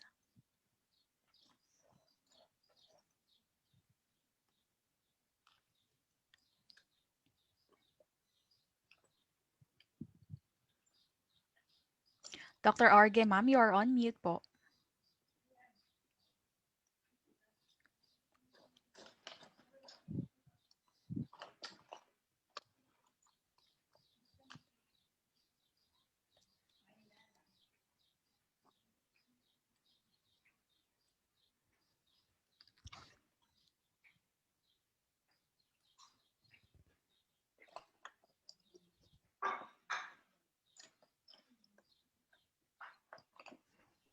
Yun. Okay, good afternoon. Good afternoon, ma'am. So I'm going to, it's my privilege to speak in front of all the participants. Good afternoon to our IR, International Research Colloquium organizer. Good afternoon, ma'am and sir.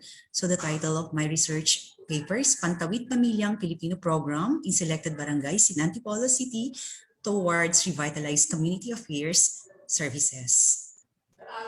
Next. The statement of the problem. This research aims to assess the implementation of the Pantawid Pamilyang Filipino Program for Peace in selected barangays in Antipolo City as basis for the formulation of the enhanced program, specifically on the areas that needs to develop a better implementation strategies. Next slide, please. For the research summary, how do the respondents assess the implementation of the Pantawid Pamilyang Filipino Program for Peace in terms of the following variables? The first one is objectives. The indicator, the program provides social development through breaking the intergenerational poverty cycle by generating jobs and creating livelihood opportunities obtained the highest weighted mean, which corresponds to the verbal interpretation of highly implemented. However, the indicator, the program reduces child mortality and improves maternal health care through providing financial support from the government obtained the lowest weighted mean of, equivalent to highly implemented. So the objectives of the Pantawid for the variable conclusion.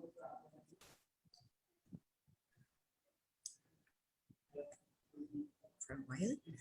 The objectives of Pantawid Pamilyang Filipino programs are highly implemented, but there is a need to improve the objectives with regards to fund support provided by the government on its implementation. Next part. So the second variable, beneficiaries.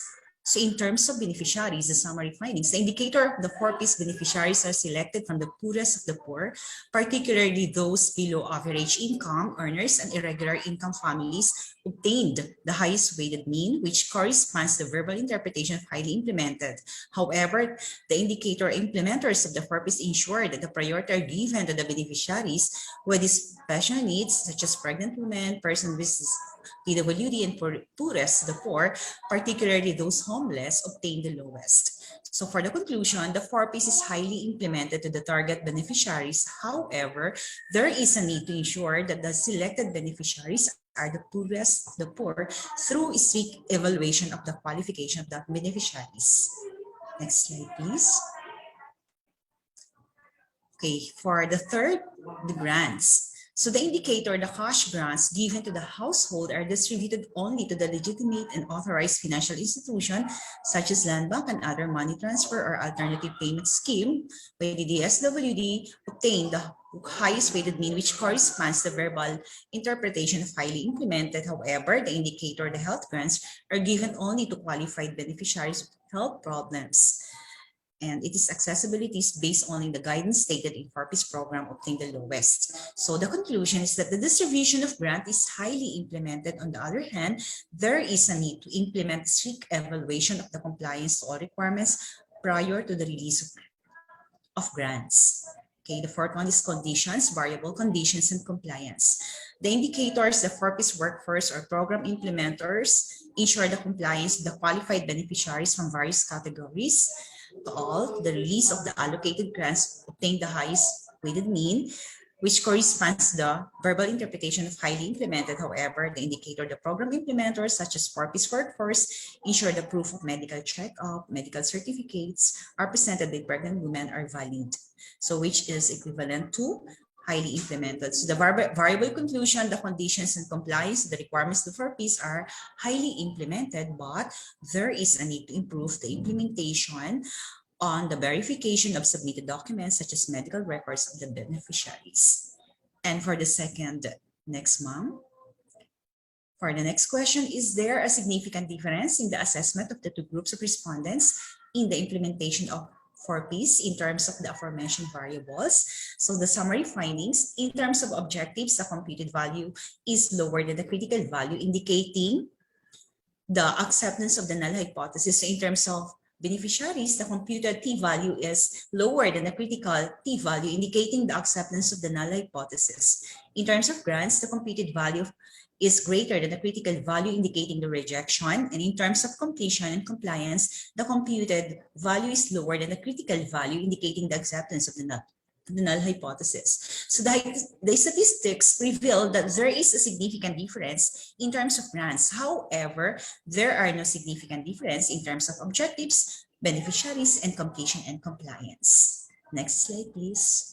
So for number 3, what are the problems encountered and solutions recommended to improve the implementation of Pantawid Pamilyang Pilipino program, or 4Ps? So the indicator, limited level of understanding on the part of the program beneficiaries to understand all the facets of the 4Ps program that leads them to pose questions which are irrelevant to the scope of the program, obtain the lowest, which corresponds to the verbal interpretation of serious. However, the indicator absenteeism of some 4Ps beneficiaries during the orientations and meetings to discuss important matters obtain the highest weighted mean of, which is equivalent to less serious. So for the conclusion, the problems encountered in the implementation of Pantawid Pamilyang Pilipino program are considered less serious, but there is still a need to look for solutions to the absenteeism of the beneficiaries, specifically in the important meetings. Next slide, please. Okay, so what are the problems encountered? So to continue, the indicator, appoint beneficiary coordinators who will entertain the needs of the selected beneficiaries with behavioral problems, discuss their concern on their documents, and be given valid and acceptable consideration to avoid delay or processing of other submitted documents, obtain the lowest, which corresponds to the verbal interpretation of moderately recommended. However, the indicator provides the beneficiaries with common questions and answer on the contents of the IRR of the 4Ps in order to directly answer some of their questions and limits to this coupon limitation, the program obtained the highest, which is equivalent to highly recommended. For the variable conclusion, moreover, the proposed solutions are highly recommended, particularly the system in providing explanations and the content of the 4-piece program through question and answer method. Next, please. Is there a significant difference in the assessment of the two groups of respondents in the problems encountered in the implementation of 4Ps? In terms of problems encountered in the implementation of the Pantawid Pamilyang Pilipino program, the computed value is lower than the critical value, so indicating the acceptance of the null hypothesis. Next slides, please. So is there a significant difference in the assessment of the two groups of respondents in the solutions recommended to improve the implementation of Pantawid Pamilyang Pilipino program? In terms of solutions recommended to improve the implementation of the Pantawid Pamilyang Pilipino program, the computed value is greater than the critical value, indicating the rejection of the null hypothesis. And the 6th one, please. Next slide, please. Based on the findings, what plan of action may be proposed to enhance the implementation of Pantawid Pamilyang Pilipino program in the city of Antipolo? Based on the findings of this study, the action plan should focus on fund support objectives, prioritize the poorest of the poor, time release of grants, strict verification of documents, strict implementation, sanction for absenteeism, and provide clearer discussions of the program contents. Next slide, please. So, with the recommendations, the first one is include addendum on the objective of the 4-piece program in order to increase financial support of the government towards reduction of child mortality and improvement of health care. Second one, increase the qualifications of the program beneficiaries in order to accommodate priorities such as person with disability, elderly, pregnant women, homeless, and poorest of the poor. The third one, next slide, please. Evaluate the process of the release of grants in order to identify the areas that may cause delays of fund transfer, which would be used as basis for improvement of the system. The fourth one is set a standard checklist for inspection and verification of the submitted documents, particularly the medical certificate, in order to ensure legitimate compliance in the conditions of the program. Next slide, please. Next, please. And then the fifth one, issuance of the notice of the strict implementation of program policies, specifically the attendance monitoring for meetings and orientations. The number 6, enhance information dissemination campaign concerning the contents of the 4Ps, implementing rules and regulations through presentation of its contents using question and answer method. And the last recommendation, conduct regular evaluation on the implementation of the 4Ps and a survey to the program beneficiaries to solicit their comments and suggestions to be included in the amendments of contents of 4Ps implementing rules and regulations. And so with that, once again, this is Digna Gomez-Orje. Maraming salamat po and God bless everyone. Good afternoon. Thank you so much, Dr. Digna Gomez-Orje, for that presentation. Next, we will proceed to our fourth presenter. Our fourth presenter is a research officer and a faculty member at the College and Graduate School of La Consolacion University, Philippines, to present her paper, Internationalization of Education and its Impact on the Performance of Higher Educational Institutions. Please welcome Dr. Janet Raymundo Valdez.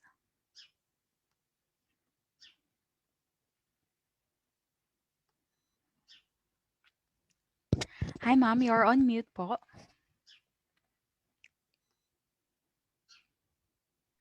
I'm sorry. The great men, women, and distinguished fellows at the Royal Institute of Singapore, a pleasant day of camaraderie and exchanges.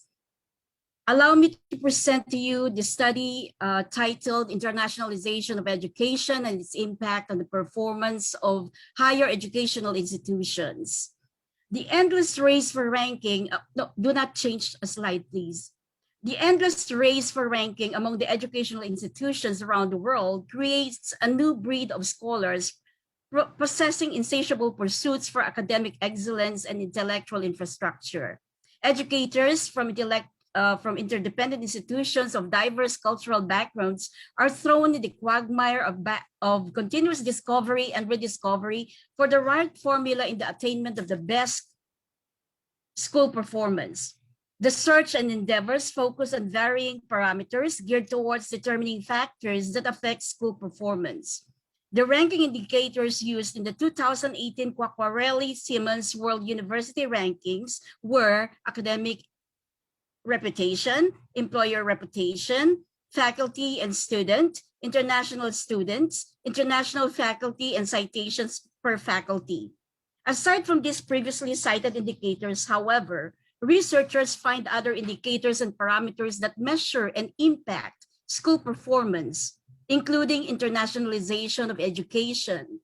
Internationalization of education and its impact on the performance of higher educational institutions was born with the hope of discovering the impact of internationalization of education on school performance. Slide, please. Figure 1 presents the conceptual model of the study that was utilized in assessing the impact of internationalization of education on school performance. As can be observed in Figure 1, internationalization of education was determined based on the following categories: institutional policies, strategies, institutional activities, curriculum and instruction, and student mobility. On the other hand, the school performance was explored based on the trifocal functions of higher educational institutions, including quality of instruction, research productivity, participation in community extension. Slide, please. The main concern of this study was to assess the impact of internationalization of education on the performance of higher educational institutions. Specifically, the study sought answers in the following problems. 1. How may the internationalization of education be determined in terms of the following categories? 1. Institutional policies, strategies, institutional activities, curriculum and instruction, and student mobility. Number 2. What is the school performance of the HEIs in terms of the following criteria? Quality of instruction, research productivity, and participation in community extension. Number 3, does the internationalization of education exert a significant impact on school performance? And lastly, what management implications may be derived from the findings of the study? Slide, please. On methodology, the study utilized the descriptive correlational method of research that utilized a standardized survey questionnaire as primary data gathering tool and substantiated by extensive documentary analysis. The results were processed using the statistical packages for social sciences, and the data were presented using appropriate tables and text. The results were analyzed and interpreted using statistical tests such as regression analysis in assessing the significant impact of internationalization of education on the school performance. Slide, please. After computing the Sloven's formula, the representative sample of randomly selected 247 full-time faculty members were taken from the 8 HEIs at 38% of the population each as respondents of the study. Slide, please. Results of the study revealed the moderate extent exerted by higher educational institutions on the internationalization of education as described particularly on the institutional policies or strategies, 3.43, moderate extent, institutional activities, 3.04, moderate extent, curriculum and instruction, 3.28, moderate extent, and student mobility, 3.28, moderate extent. The data clearly showed that in comparison, the greatest extent exerted by the HEIs on internationalization of education was on institutional policies or strategies, while the least extent was on institutional activities. Slide, please. On the other hand, the school performance of the HEIs revealed the following: the quality of instruction, 2.89, moderate extent, research productivity, 1.50, least extent, participation in community extension, 2, least extent. The parameters used were aligned with the standards of the PAASCU, PACOCOA, and CHED. Slide, please. Finally, it was hypothesized that internationalization does not exert significant impact on school performance. Results of the regression revealed that the 4 predictor variables, institutional policies, strategies, institutional activities, curriculum and instruction, and student mobility correlated with school performance in varying extent, 0.149, 0.025, 0.065, and 0.113 respectively. Moreover, All four predictor variables recorded coefficients with associated probability greater than 0.05. This means that all four predictor variables are correlated with school performance, but not to a significant extent. A closer look at the obtained beta weights, one could glean that institutional policy strategies exerted the greatest effect on school performance, as shown by the beta coefficients of 0.149, followed by student mobility with beta coefficient of 0.113. This means that the former variable accounted to about 14% contribution than the latter 11% contribution. The obtained F value of 0.989 with associated probability of 0.48 indicates that the four predictor variables exert significant combined effect on school performance, but the best predictors were institutional policy strategies and student mobility. The null hypothesis, which stated that internationalization of education does not exert significant impact on school performance, was tested at alpha 0.05 level of significance. Thus, with p-value computed at 0.048, this paper rejects the null hypothesis. Slide, please. In lieu of the findings of the study, the following management implications are derived. There should be consideration of current endeavors at all fronts to avoid the organization being left behind in the industry. Update and awareness on the relevant trends and innovations useful to facilitate and assure the development of the organization, including student and faculty mobility, should be part of the institutional goals and objectives. Thus, the regular training of personnel is necessitated. Although, of course, this study was made before the global pandemic caused by the coronavirus. So student and faculty mobility will have a different landscape.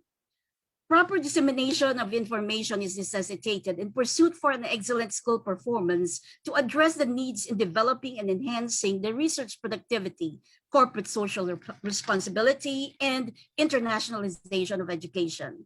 Solutions to organizational problems or challenges are opportunities for growth and progress. Thus, circumstances should be handled with a positive outlook. Slide, please.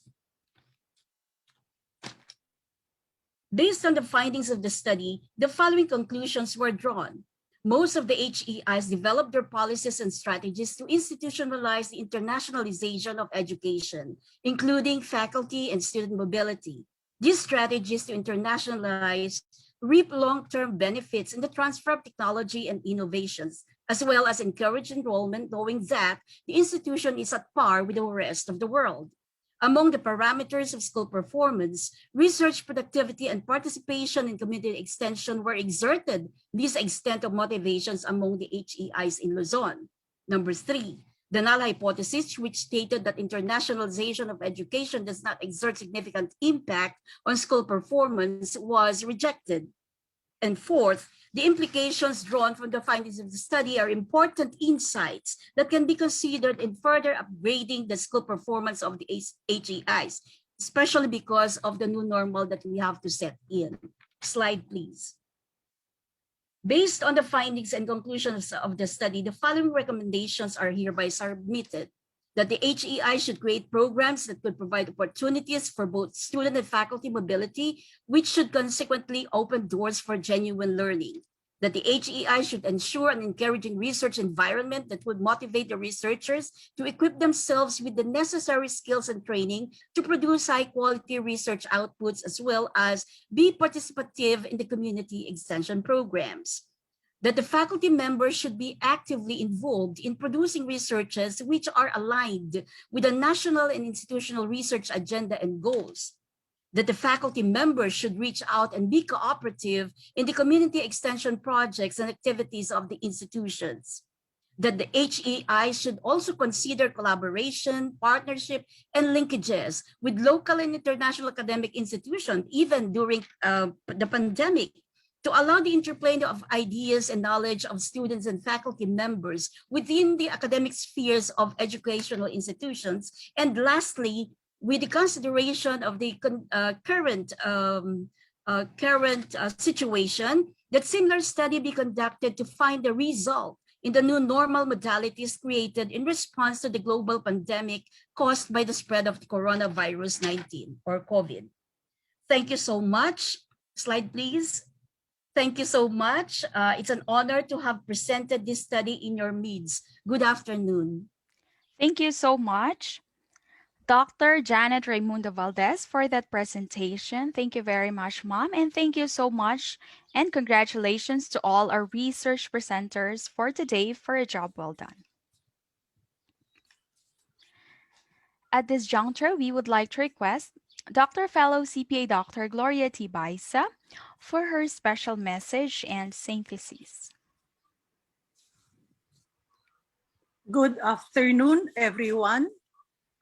First, my congratulations to the research paper presenters. Your contribution to new knowledge is worth recognition, and so is the presentation of your research output in a global platform such as this prestigious Royal Institution Singapore International Research Colloquium. Definitely, the research undertaking provided you with productive research competencies and enhanced your confidence in research.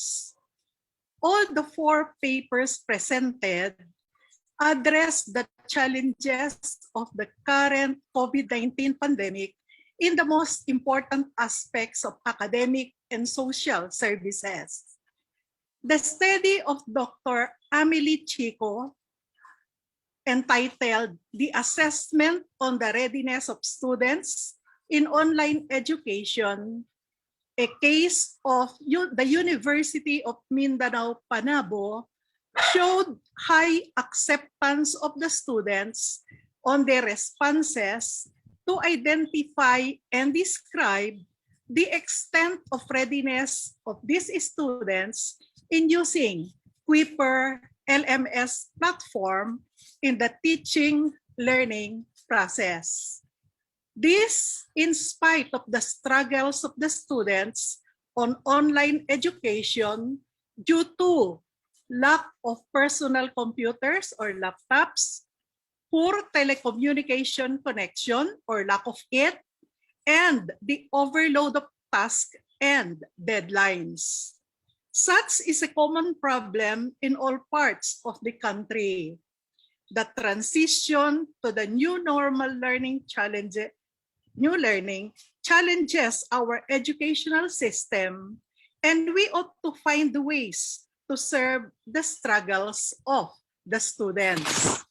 On the other hand, the study of Dr. Roberto Ayo on the principals, management competencies, and teachers' academic profiles correlates of pupils' academic achievement revealed that in spite of the management's competence of the school principals in terms of planning, organizing, staffing, directing, and decision-making, which was high, and the generally good academic profile of the teachers, yet the performance of the pupils in the National Achievement Test was only satisfactory in one school and failing on the other 2 schools. Pupils' achievement, therefore, is not correlated with the school principal's management competence and teachers' academic profile. Recommendations include teachers have to exert efforts in teaching concepts, continue upgrading through graduate education, and for principals to enhance management competence, although not mentioned in the paper on how they're going to do it. The research of Dr. Janet Raymundo Valdez, however, on the internationalization of education and its impact on the performance of higher education institutions revealed higher education institutions' moderate extent in all their internationalization of education efforts, including institutional policies or strategies, institutional activities, curriculum and instruction, and student mobility. The problems presented, if given immediate action as recommended by the researcher, could lead to a lot of opportunities for improving school performance. Finally, the study of Dr. Digna Gomez Orge about Pantawid Pamilyang Pilipino programs in selected barangays in Antipolo City towards revitalized community affairs services, a financial assistance program to alleviate the conditions of the poorest of the poor from severe poverty due to limited job opportunities, high inflation rate, and expensive commodities. This is a form of lessening the burden of the parents and encouraging the children and youth to study hard. It was the objective of the study to be able to contribute to the country's economic development through identification of the areas that need to be enhanced in order to fully implement the program while identifying the problems and training the roots would help improve the program contents.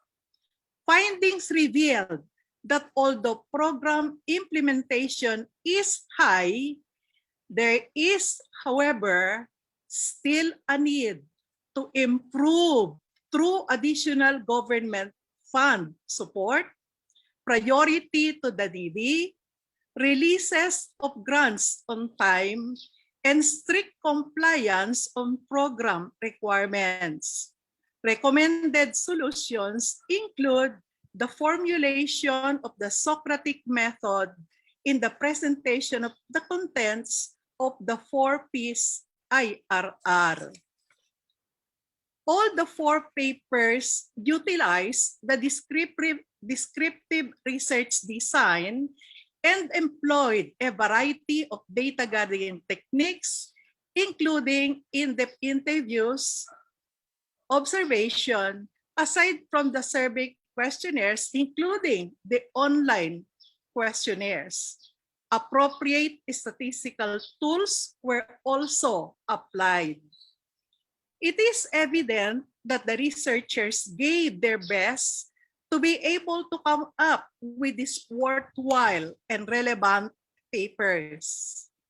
We cannot deny the noble intent of these researchers, but the current worldwide crisis due to COVID-19 constrains us to progress. Let us continue the good work though.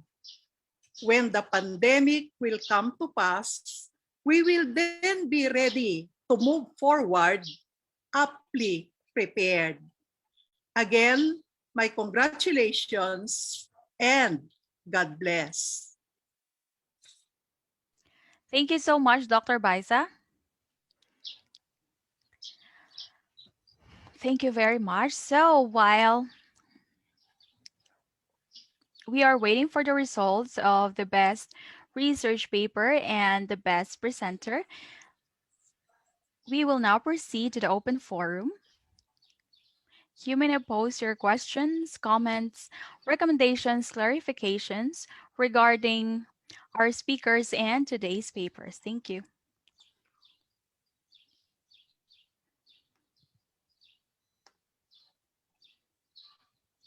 Islam, Yes po. can I ask a question Yes, to ma'am. Dr. Digna? Yes po. Yes. Can I be enlightened more on the Socratic method of presenting contents on the 4Ps. Ma'am Digna, yes, please. ma'am, Dr. Baisa. So it is Salamat something to po. do wherein, yes, our 4Ps beneficiaries will be given the chance to ask more. They will be given the chance to give their question, wherein at this point they just receiving their benefits. And according to the study, as we move on with the qualitative search of interview, well, according to them, they don't know where to go through, where to address their questions. That's why we introduced with this study to come up with the Socratic method, wherein there will be day, or there will be indicated day wherein they will go to the office of the DSWD and address their specific question, and whatever their concern will be attended by the member of the DSWD. That's why we have this why was a basic questions, so that their query will be answered right away. So parang yun po yung nakukulangan, because they're afraid, according to them, nahihiya sila. Oo, kaya we come up with the Socratic method. Why? Para bagamat sila mahihirap ay mabigyan din ng puwang na maibigay nila yung kanilang mga simpleng mga katanungan sa simpleng kasagutan din po. Simple answer. That's it, ma'am. Yes. Ma'am, thank you. Can I have a follow-up question? May I just ask, why is the scheme called the Socrates method? Come again, ma'am? Yes. Why was that scheme on the 4Ps, yes, called the Socrates method? I just called it the Socratic method, wherein a very basic question could be given by this less fortunate fellow to the DSWD member. Parang yun lang po yung naging concept namin while we will be using the Socratic method. The Q&A, question and answer. Am I right with my understanding that it was you who labeled that scheme the Socratic method? Yes, ma'am. Okay, thank you. Okay, can I make a follow-up questions to the same researcher about 4Ps? Yes, sir. Yeah. Now, in your personal observation or evaluation, you may call it, Madam Researcher, what did the government address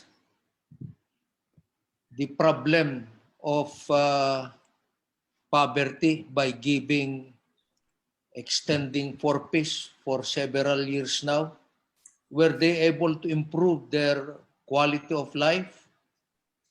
Or in other words, how I wish that the study should be geared towards the impact of this 4Ps to the lives of the beneficiaries, because seemingly, I know, although it is not backed up by research, yes, sir, still it is a dole-out program, and if it is a dole-out program, it will not make good for our country and to anybody. You are teaching them to become lazy and at the same time dependent so much for assistance. Eventually, yes. Yes, sir. Eventually, as I move on with this, that was my concept before. But as I move on with deeper study of this 4Ps, I was able to learn that the SWD, the 4Ps beneficiaries, they were also given this what we call trabaho. Parang binibigyan din po sila ng training. They were given training aside from the benefits, aside from the monthly received by the family, sila din po ay binibigyan ng training wherein para po ma-enhance din, para hindi lang sila aasa doon sa kanilang mga nare-receive. And sir, since based on this 4Ps, malaking tulong po. Kasi most of our students, since they are beneficiary, though may limit po ng year helping them, naitatawid po nila yung nakaka-survive sila with the high school students because of this benefits na nakukuha nila sa 4Ps. Though, ganyan din po yung thinking ko before na parang masyadong nagiging dependent po ang ating mga beneficiary. But eventually, according to our parents, napakalaking tulong po sa kanila itong binibigay ng 4Ps kasi naipagpapatuloy ng mga bata ang kanilang pag-aaral. Yun po, sir. So, na-appreciate ko din po siya kasi that it was my curiosity. Bakit po ako nag-come up with this study? Parang before masyado akong negative sa akin po yan. But talking with the respondents, na-appreciate ko po yung naitutulong din ng government with them. At nakita ko rin na not necessarily masyado sila independent, but it helps. Base na rin po sa pagmomonitor ng ating mga DSWD personnel, sir. Okay. You are entitled with your opinion, but for others, and perhaps including me, I don't believe on the... Well, I think, sir, a follow-up study, a qualitative one, might be considered para po masigit natin silang makita ang programang ito. Kasi we are spending almost 1 trillion now. We have spent almost or even more than trillion of pesos for this 4Ps. If we should have invested that in a more meaningful program for income generations, I suppose it is now a big industry rather than by thinly spreading it to several millions, which you cannot really appreciate so much as far as the impact of development or their livelihoods. Yun lang ang ating person. Probably, sir, the statesmen, ang ating mga congressmen and the senators can do a lot for this one. That our congressmen and our senators, including the president, they are making this as a political issue and as a political machinery system. Yeah, and if I could just add a bit to what you're saying there, Dr. Samuel, as well. In Australia, we have the same problem. We have families, many generations of those families have never worked. And because quite often if people are brought up into that environment, they tend to follow what their parents have done. You know, not working. They see their parents not going to work, so they don't go to work. I think the way to make the money more valuable is to actually enforce education on the younger ones coming through, to skill them enough to try and get them off that unemployment cycle and give them a future. Now, a good example in Africa, in some of the villages now, they're actually teaching people IT skills. Now, these people now have got to a level, they do not have to go into the cities anymore. They can stay home in the village and they can be employed by doing work online for companies like your BPOs, but all this, but that's happening more and more. So it would be good if you could combine the money they need money to survive and feed, but also enforce that they must get some education at the same time. Would help. How I wish that the government will conduct an honest to goodness study on this as to the implications, the impact of the trillions of money being invested or distributed as a dole-out help to those poor individuals. Yes, and humans around the world will accept money. Yeah. So, but if they want to accept it, they have to do some efforts to improve their lives by upskilling and doing some training, some education. But the Otherwise, problem, if they will be accustomed to be accepting as a dole out project like 4-piece, they will remain to be mendicant, and they will remain to be unproductive. There is a saying advanced by a great Asian leader. yeah, When you want to help, to give a good help to poor people, teach them how to fish, not teach them how to, don't give them fish to eat, but teach them how yeah, to catch a yeah, fish. yeah. That's true. Yeah, no, I totally agree with you. But so there's just got to be a different way of handling that problem and thinking. In Australia, the people who are getting this money have to go and apply for many jobs. They have to get some skills to apply for the jobs. But it's a long time thing to turn around, because we've been doing it for many years in Australia, paying people, and there's many generations in families who have never worked. So we've got to break that cycle here as well. So it's not only a problem for Philippines, it's a problem for even for Western nations. Imagine the trillions of pesos being distributed as a dole out comes from the taxes. Yes, I know. Juan de la Cruz, our own taxes. Yeah, yeah. And it will be just the wasted. They will use in their buying of their own caprice. Yeah, gone. Teach them how to catch fish. Teach them to bend and become productive. Yes.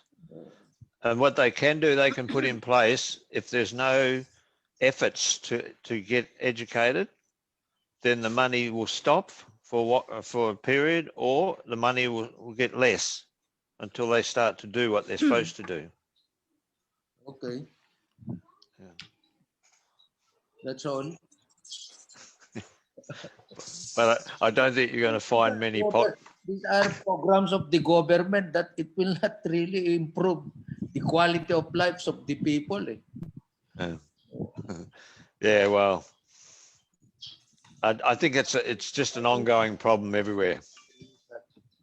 There are more important programs of the government that will elevate the quality of life of the people, even the poor individuals. Yeah.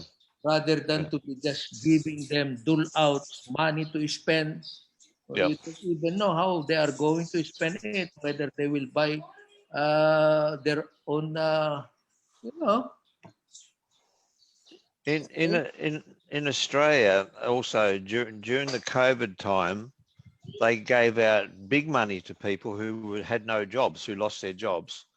And what actually happens, it helped Australia economy grow strong, because they know by giving money to the people in those positions, they know they'll spend it. Okay. And so just going around and around the money, but it lifted the economy up because a lot of people are spending. So it may help your economy by giving them the money, because your government knows they're going to spend it somewhere, and whoever they spend it with is going to have to pay some tax. So, but upskilling at the same time would get better results. Yes. Okay. Yeah. Thank you. No worries. All right. So thank you so much. Yes, ma'am. Can I just pose a question to one of our presenters? Yes, po. To Dr. Amelie Chico. Amelie Chico of Panabo College. Hapon, ma'am. Hi, good afternoon, Dr. Amelie. Your paper on assessment on the readiness of the students in online education, and it's really very relevant now, no? Which we are into this new modes of learning and we go online, either synchronous or asynchronous yung mga modes, no? So I'm just interested when introducing this online phase to them, to your students, during the transition period. What are these interventions have you made for them to accept such, no? How did you do it? Ano yung mga interventions na ginawa nyo? No? Napakahirap kasi maraming challenges, right? Maraming pagkukulang, the readiness of the equipment itself, the Wi-Fi, the accessibility and everything. I'm interested, paano nyo na ito? At ngayon kasi based sabi mo kanina in your presentation, malaki yung acceptance nila, right? Sige nga, pakiano mo lang, medyo konting istorya ng konti lang. Yes, ma'am. I can still remember you po yung yung pandemic epoch, ma'am, that you appreciated me. This is po yung anak ng research ng COVID, yung sa COVID po na kinanda ko. So I told you, ma'am, the Commission on Higher Education really commends this study because we endorse this sa CHED na po. Na-endorse ko na din yung presentation na ito. Sabi ko, it's difficult because we are not yet ready. No, we are not yet ready, especially law internet infrastructure po yung problema natin. Tapos yung mga bata po nasa parplang barangays, ma'am. So ang ginawa namin, ma'am, is we printed modules po so that we can suffice them even though wala po silang internet. And then good thing po is our LMS is kahit walang internet pa maka-download po yung mga bata. So Kuiper Philippines is actually a Japan LMS po na dinala dito sa Pilipinas. Tapos yung mga nila, ma'am, yung access ng mga bata sa Kuiper, ma'am, is not that kasi yung heaviness ng yung what's this, yung byte ng kanyang program, ma'am, hindi masyadong malaki. So isa yung challenge namin na accept nila ng mga bata, ma'am. Then we have trainings po every Saturday, tinitrain ng mga personnel ng Kuiper po para maka-adapt yung mga bata. It's actually difficult, ma'am, on the first 3 months talaga. It was actually very devastating, ma'am, na yung mga bata, ma'am, wala kami talagang internet and we are only dependent on data. We're dependent only on, sometimes, ma'am, yung globe, papunta pa sila ng ma'am, yung taas ng level ng bahay nila para lang ma-cope yung lessons. But in a way, ma'am, we strive hard that we can complete our modules po, and then we have turned plagiarize our modules so that we can save also our yung phase ng hindi namin kinapi lahat ng mga yung kailangan na hindi naman kailangan ng mga bata. Yung talagang purpose lang po ng module na maka-learn sila, ma'am, in a way that we can extend our help. So for those people, ang mga bata na wala talagang internet access, pumupunta sila sa amin, ma'am, and then we printed modules po for them. That's good. Ang hirap talaga, no? Pero for a start, no? Such a commitment actually, no? Sige. Congratulations. That was a very good study also. Thank you po, ma'am. Amelie, I have a follow-up question. Yes, Doc. I've been twice to the University of Mindanao in Panabo. It is a big university, prestigious university. Yes. From what I heard from you, the initiatives you are doing in order to help the students are from you faculty members. Yes. May I ask what the university has done to help alleviate, yes, these struggles of the students? Yes. Yung alleviation po, ang branch kasi kami, ma'am, we have only 1,000 students, ma'am. Yung yes. Sa Davao po is actually 22,000 yung population. So since I belong to a small branch po, ang ginawa namin is ganito, ma'am. Since we have collaborated and the administration also provided us papers po so that we can print the modules and then extend the help to our students. We have email them, ma'am. Sa email po nila, ma'am, makita naman yung downloadable items po, ma'am, naka-PDF siya para masuportahan talaga yung reading materials ng mga bata. So in terms sa amin, UM has provided us really seminars every Saturday, ma'am, so that we can cope. Kasi meron ding mga teachers na hindi marunong navigate. Kasi yung meron na talagang di ba, yung generation merong generation X, Y, Z, and baby boomers. So ang ginawa namin, ma'am, is by department, meron kaming training talaga on how to and how to extend our help to students by navigating. So we have naman QMS personnel who can assist us, ma'am. So kaya hindi mahirap siya, ma'am, in the first 3 months, as I told I shared late kanina, pero as soon as we navigate and we help each other, ma'am, parang buddy kami. Yung hindi marunong tinuturuan ng marunong po, parang ang adjustment namin. But the university has its own phase in helping us to extend help not only for the teachers but for the learners po. How about, ma'am, the help? Sorry, sir. How about the help extended by the university on the struggles of the students on the overload of task and the deadlines? Opo. Yes, ma'am, in-address din yan. We have a meeting. We have actually a one-on-one for those teachers na they give so much task to students. So meron na kaming standard, ma'am, kung ilan lang yung task so that they can cope. Kasi, ma'am, in the first 3 months, meron pong adjustment kasi, ma'am, transition kasi yon. So para maibigay namin, ma'am, we have utilization po. Ang utilization namin, ma'am, every week. So tingnan namin yung teachers na so much yung uploaded na, bombarded na yung mga bata. Our dean called the attention of those teachers. Kasi meron lang kami specific, ma'am, na yung task talaga is 1 to 3 tasks lang po, especially for those students na nasa Parflang barangays po. Hindi talaga nila makaya yun. So, we have standardized na po. The IPAC is actually standardizing na ang utilization ito lang po ang dapat, no? So hindi naman lahat 10 talaga yung ibigay mo kasi mahirap yung mga bata. Thank you, ma'am. You're welcome po. Din.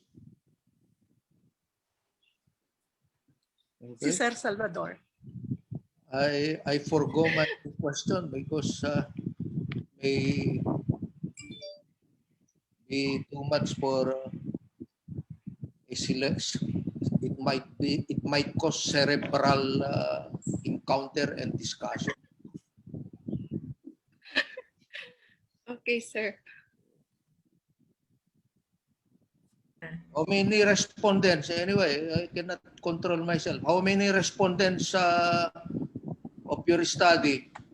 320 po, sir. 320 students po. From all year levels. Yes, sir. Yes, ma'am. I'm sorry. Represented po ng all year levels po through Google Forms kasi hindi naman maka-answer yung iba kasi nga walang gadget po.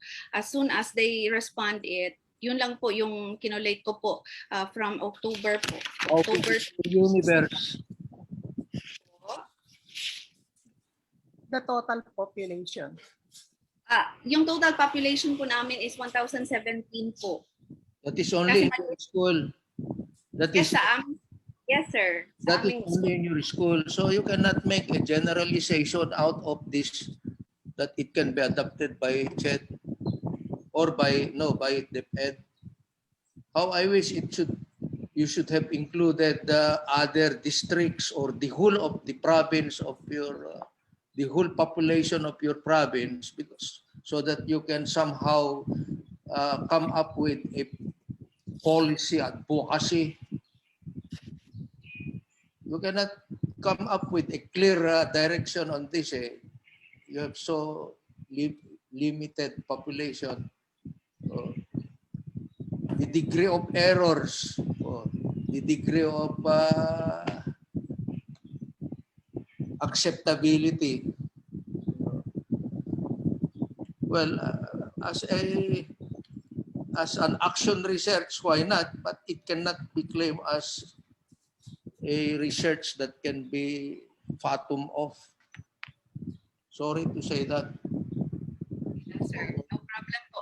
This is only a case po sa amin lang po, sa aming branch. So Acceptable. that's why it is only a case. It is more of an action research Sir. that you should remember that. And it cannot influence even policy advocacy for the entire educational system. They will just throw that in the waste basket once you submit it into the central office. Because sometimes we are wondering how come that we submitted many researches to DepEd and up to now there was no action taken about it. Perhaps there is a question on the number of respondents because sometimes they will consider whether it can represent the entire universe of the population, which will serve as a good decision making or policy directions for the entire Department of Education. Okay. Thank you. Thank you din po, sir. Noted po yung mga comments niyo. Salamat po. I have many comments actually in all of the research presentations. But due to lack of material times, I will just forgo it. I have a follow-up question, sir, to Miss Amelie. Yes, ma'am. Ma'am Amelie, I would like to know how did you how did the university assess the student if the student have all the printed modules, but then still having a struggle in getting the modules, understanding their modules or lessons, and other students don't have interest in reading. How did the university assess it? Okay, ang ginawa po namin, ma'am, is pinatawag po yung mga bata na low po yung utilization.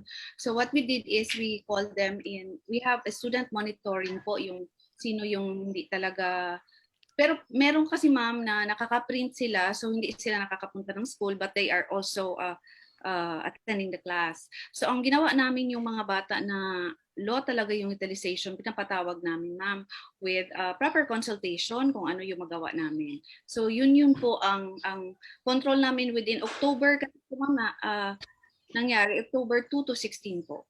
So as of this moment, ma'am, okay na po kami. Meron na talaga kaming na-set na standards paano namin i-evaluate yung mga bata. So that time kasi pandemic pa ito, ma'am, di ba? So mahirap din yung control. Meron pang ECQ sa different barangays. So ang ginawa namin, ma'am, we will send this the activity in email and then we will set them 1 week to comply para hindi naman mahirapan yung mga bata. Okay? Pero meron talaga, ma'am, na hindi. We call their attention. So, pwede yung parents po magpunta sa school. Para, how about po, ma'am, how about po, ba sabi po ninyo, ina-accommodate po? How did, or na-accommodate ba po yung mga bata? We have a safe protocols po. We parang i-schedule sila, ma'am, para hindi naman hindi sila isang puntahan lang. So, for example, we will schedule students and then we will log them, mag-logbook po sila para yung ma-accommodate namin. But most likely, ma'am, parents po ang nagapunta kasi hindi naman sila pwede, di ba, ma'am? They are actually very strict po yung protocols during that time. So, merong mga barangays talaga, ma'am, na hindi sila nakakababa. Kasi yung mga students namin, ma'am, Davao del Norte kasi ito, yung Panabo po is, meron kaming mga parplang barangays talaga ng mga bata na nag-school. So, ang ginagawa nila pag magpunta yung parents, ma'am, ini-schedule namin para ma-assist naman namin po. Kasi meron kasi mga estudyante kahit nandun na yung materials, pero hindi pa rin nila binabasa. Tapos, nagre-reklamo, bakit ganito yung grade, yung iba hindi nakakapasa. So, ano bang in your university, how did you assess the student if they are asking questions like that na bakit ganito yung grade ko, bakit yan lang ang nakuha ko, hindi naman talaga sila umabot dun sa standard. So there are students na nagre-reklamo. Kasi ma'am, kung i-compare natin sa senior high school, college po ito ma'am, meron din mabagsak kasi hindi naman nakakomply. Pero as for adjustment and transition during that time, meron kaming really existing problem on that. So we addressed that already. Now we adjusted na. So yung ginawa ng university ma'am is since there is a directive po na bawal naman ibagsak yung estudyante dahil nga pandemya. So ang ginawa namin ma'am, we have removal po. Merong mga removals. Sige, Oo, totoo yan ma'am. Totoo yan ma'am. Ano po, dito din po sa college namin dito, meron same situation na nagre-react kasi nga iba daw yung interaction nila kapag nasa klase, nasa loob ng classroom kaysa doon sa sa Google materials or online class or doon sa modular. So yun nga, bawal daw ibagsak yung estudyante kahit hindi naman sila qualified or hindi umabot dun sa standard or hindi talaga pumasa. Okay, pero ang ginawa namin ma'am, para lang ma-suffice lahat ng hindi na comply ng bata, we have a supplement po. Talagang pinapa-comply. So we have completion forms on that. So kung merong completion po yung bata, mas okay kasi na-comply niya talaga. And then there is actually a requirement given by the teacher before siya ipasa. Salamat po, sige po. Okay, thank you so much. Dr. Baisao, do we have the results, ma'am? Miss Love, yes, po. Can I ask Dr. Ayo a question? Okay po. Yes po, ma'am. Yes, Sir Ayo, your final recommendation in your paper is for the principals for them to enhance their management competence. But I repeat, you did not mention the specifics. How are they going to do it? Can you please tell us some strategies that the school principals, can do in order for them to enhance their management competencies? Okay. Good afternoon, Ma'am Gloria, and the rest of the attendees of this colloquium. Well, actually, ma'am, number one, there is intensifying instructional supervision by means of doing or conducting instructional supervision. Definitely, there will be quality delivery of instruction.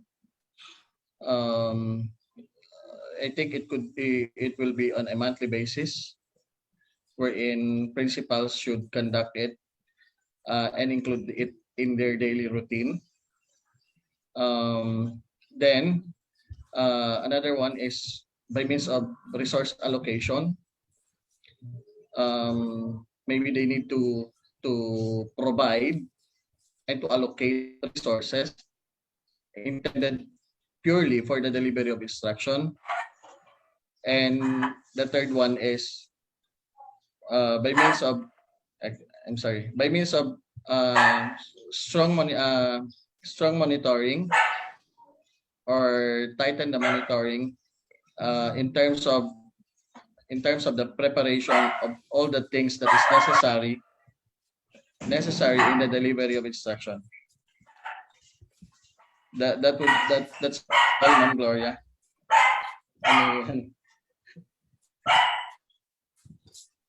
Yes, thank you, sir. I just hope you include those and other schemes in your recommendations. Yes. Noted, ma'am. It will not be as general as the one we saw in your paper. Okay, noted, ma'am. Okay, can I butt in? When you talk about principal's competency, you have to conduct professional development program, improving their managerial skills and their leadership skills. Yes.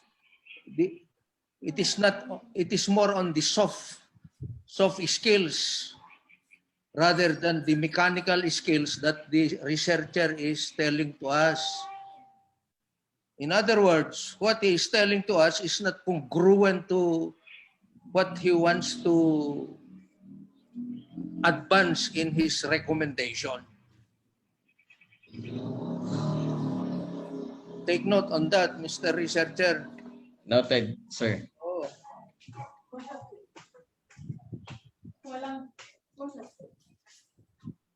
Yeah. Oh, okay. Thank you. Thank you also. Thank you.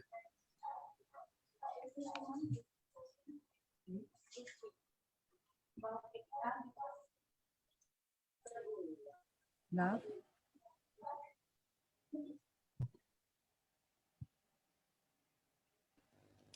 Okay. May we now request Dr. Fellow Dr. Baisa to announce the winners for today's research colloquium.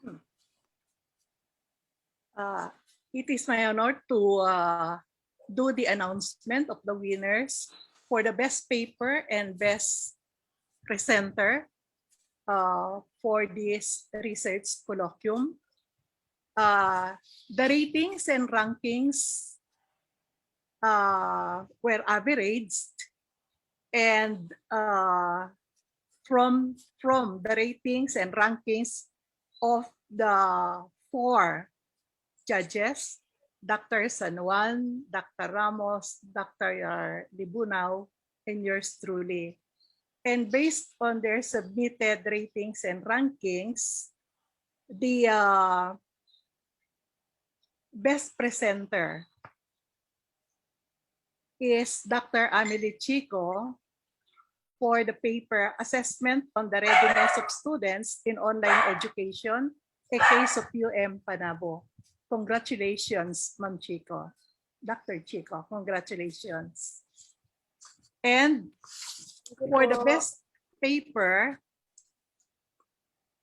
again, from the ratings and rankings by the 4 judges, Dr. San Juan, Dr. Ramos, Dr. Libunao, and yours truly,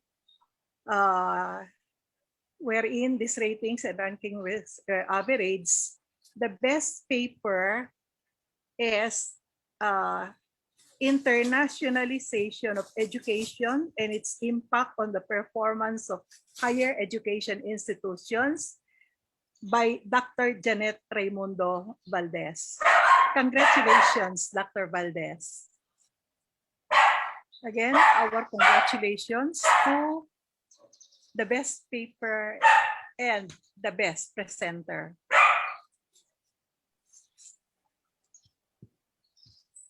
Can we hear some short messages from our best presenters and messages? I am very overwhelmed po as a best presenter this afternoon. This is actually a research productivity po ng Research and Publication Center ng aming branch. Maraming salamat Royal Institution Singapore for this opportunity, and it is actually a humbling experience to meet brilliant people like you, and I would like to say stay safe and God bless. Thank you so much, RIS. Plus, can I suggest,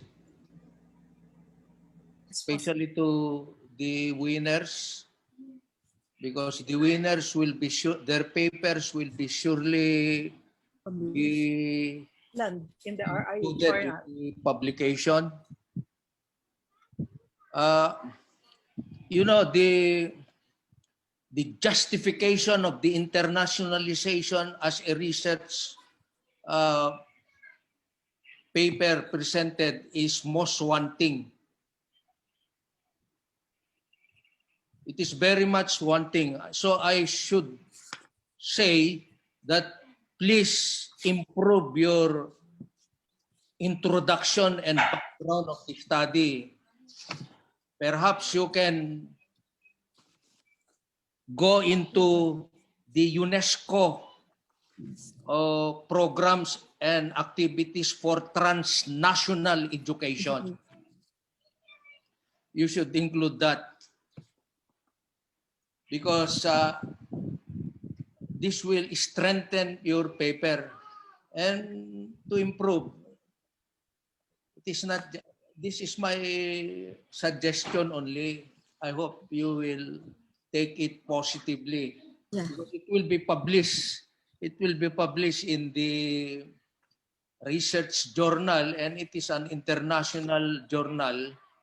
So you have to improve further, more inputs on the aspect of transnational education. When we talk of internationalization, we mean transnational education. Okay, thank you. Okay. Thank you so much, Dr. Everyone, I am very sorry. I would like to correct myself. I made the wrong announcement on the best paper. It is good that Ma'am San Juan called my attention. It was only then that I went back to the message sent to me to correct myself. The best paper is the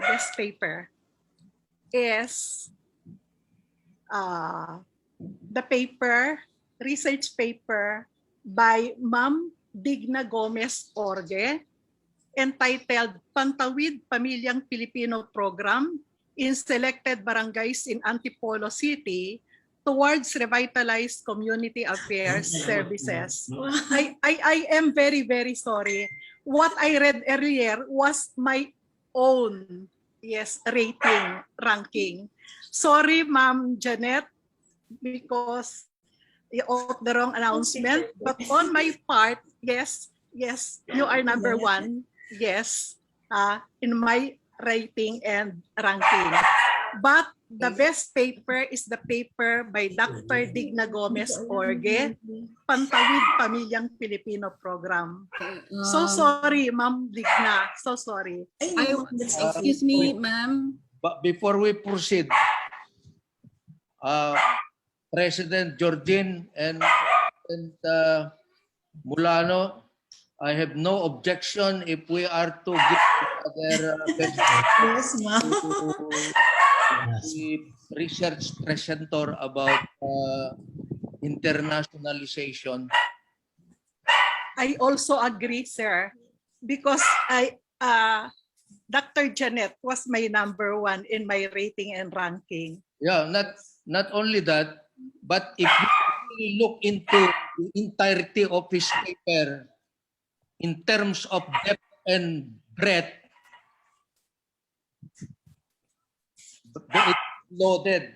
it is loaded, and it is also very much appropriate to the Royal Institution Singapore's entire scope and operation about international as an international organization. So I hope the lady presidents will adhere to my request. So we have. Can I say something? With their approval, we have 2 best papers and 1 best presenters. With their approval. Georgine, with your approval. Helen, with your approval. For me, sir, no objection, sir. Okay, thank you very much. Yes, of course, we agree with our chairman of the panel of judges. And of course, the recommendation of our chancellor.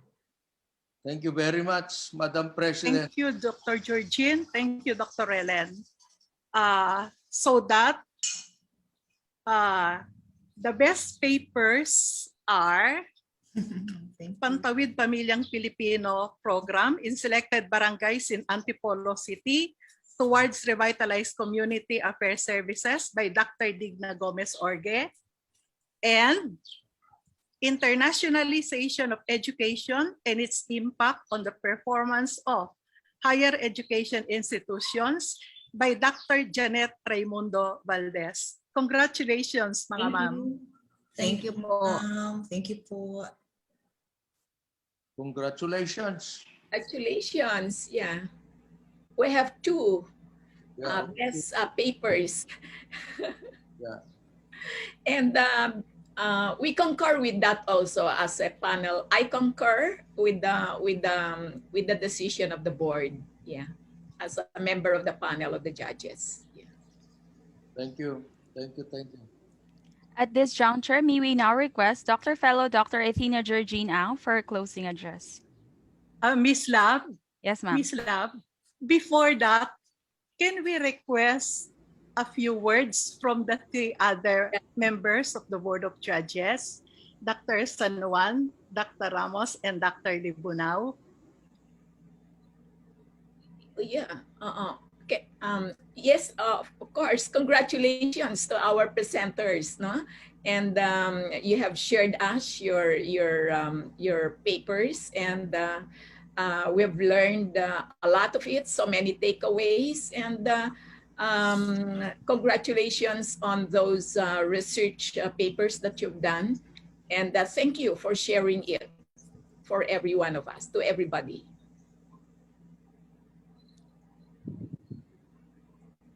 Hey, Ma'am Glo, honorable judges, panelists, Dr. Salvador, presidents,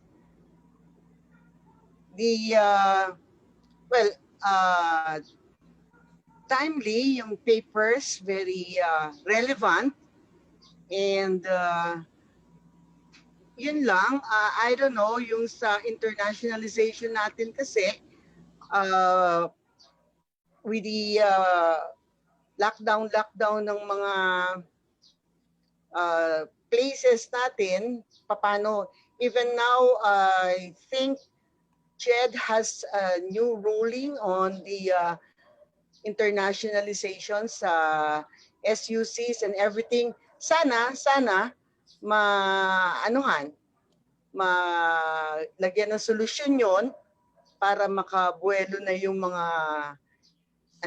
estudyante natin. And thank you very much sa mga researchers kasi nga they were able to share even in this time of pandemic. Talagang they go out, they find ways kung anong topic ang relevance and how kahit kaunti we learn na pwedeng magawa.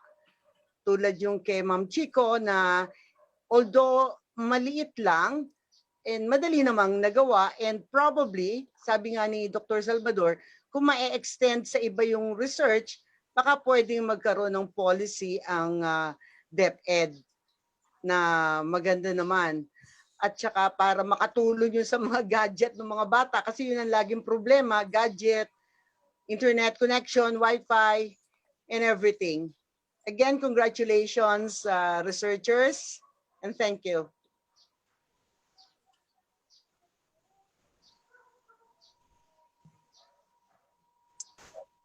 I agree with the decision of Dr. Salvador, President Jordine, and President Molano to have two best papers, ma'am. Presenters, di po ba? Papers, ma'am. Sa paper po ba ang dalawa? Yes, ma'am. Okay po. And one best presenter. Opo. So, during this new normal, we learn a lot from the researches that are going on. Especially now, wala po tayong experience sa mga ganitong situation. And the results of researches will help guide us to do whatever we need to do based on addressing the present situations that are brought about by this pandemic. So I am very thankful to RI for giving me the opportunity to be part of the exercise.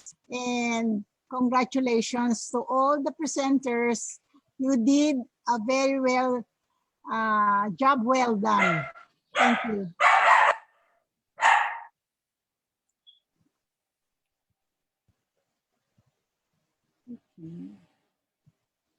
Love. Thank you so much. Okay, Miss Love. May we now request Dr. Fellow Dr. Athena Georgine Ang for a closing address. Very good afternoon to all of you, to our inspiring and informative keynote speaker, Dr. Fellow Dr. Edwin A. Bien. I hope you read the comments in the chat group. To our honorary fellow, Dr. Fellow Dr. Gloria T. Baiza, to our Dr. Fellow Dr. Emlyn Q. Libunao, Dr. Fellow Dr. Raquel G. Ramos, and Dr. Fellow Dr. Donalita San Juan. Of course, our Chancellor, Dr. Samuel Salvador, our Chief Compliance Officer, Dr. Helen Milano, our management team led by Ms. Lavelin Malte, our research presenters, RI members, and guests. So on behalf of the Royal Institution, Singapore, I have the great honor and the pleasure to thank each and every one of you for your active participation this afternoon. And once again, we would like to congratulate the presenters, and special note to our two best papers, Dr. Digna Gomez, Senior Member of the Royal Institute of Educators, and Dr. Janet Raymundo Valdez, Fellow of the Royal Institute of Educators. Our best presenter, Dr. Emily L. Chico, Fellow of the Royal Institute of Management. And of course, a big thank you to our distinguished panel of judges, led by no less than Dr. Gloria Baiza. It is my honor to congratulate all of you, our research presenters, guests, and participants. So once again, the Royal Institution is our vision, which is to be a world-class, global, multidisciplinary professional membership and accrediting institution. We are committed to leveling the playing field by recognizing deserving people, such as yourselves, and organizations, and by serving as the premier platform for global networking, connecting education, businesses, commerce, and industries, and facilitating collaboration, innovation, and perpetual learning for more opportunities, benefits, privileges, global recognition, and status. We recognize your contributions, experience, academic and professional qualifications, talents, skills, track record, and achievements of all those who deserve recognition, and we strive to continuously provide opportunities to enhance your skills, competitive advantages, academic, professional, and entrepreneurial status and profiles. While the borders are still closed and are likely to remain closed for quite some time to come, we are gathering online to share the knowledge and wisdom from our own research papers, our discussions, and studies. And we've also heard from our opening address and from the keynote speakers. And I trust that, like all of us, we had a fruitful afternoon together, learning and sharing. And we would like to ensure you that we are committed to continue our mission to serve as this platform for networking collaboration. And we will continue to organize more such events for our members. And for Dr. Bien, if he saw the messages in the chat earlier where there's suggestions to put his presentation on YouTube, I would like to invite everyone, to like our Facebook page, which is RI 2020, and RI Singapore also has a YouTube channel. So just search for RI Singapore and subscribe to the channel so that you'll be notified whenever we upload the videos. So once again, I thank each and every one of you here today for your participation. And those who will be watching the replay, we wish you as well, all of you, to stay safe and healthy. And may the Lord bless all of us. And hopefully, hopefully we will meet again soon, as fellow Dr. Jeff Massini was saying, because he had to leave early. But yeah, we will hopefully be in the same place again soon. Thank you, everyone. Good afternoon and have a good weekend. Thank you so much, Ms. Georgine. And thank you so much, everyone, for a fruitful afternoon. And that concludes our International Research Colloquium. So before we end, I would just like to greet you in advance, our mothers, our modern day heroes, a happy Mother's Day. Day. Happy Mother's Day. Happy Mother's Day. Thank you, sir. Birthday. Thank you. Thank you.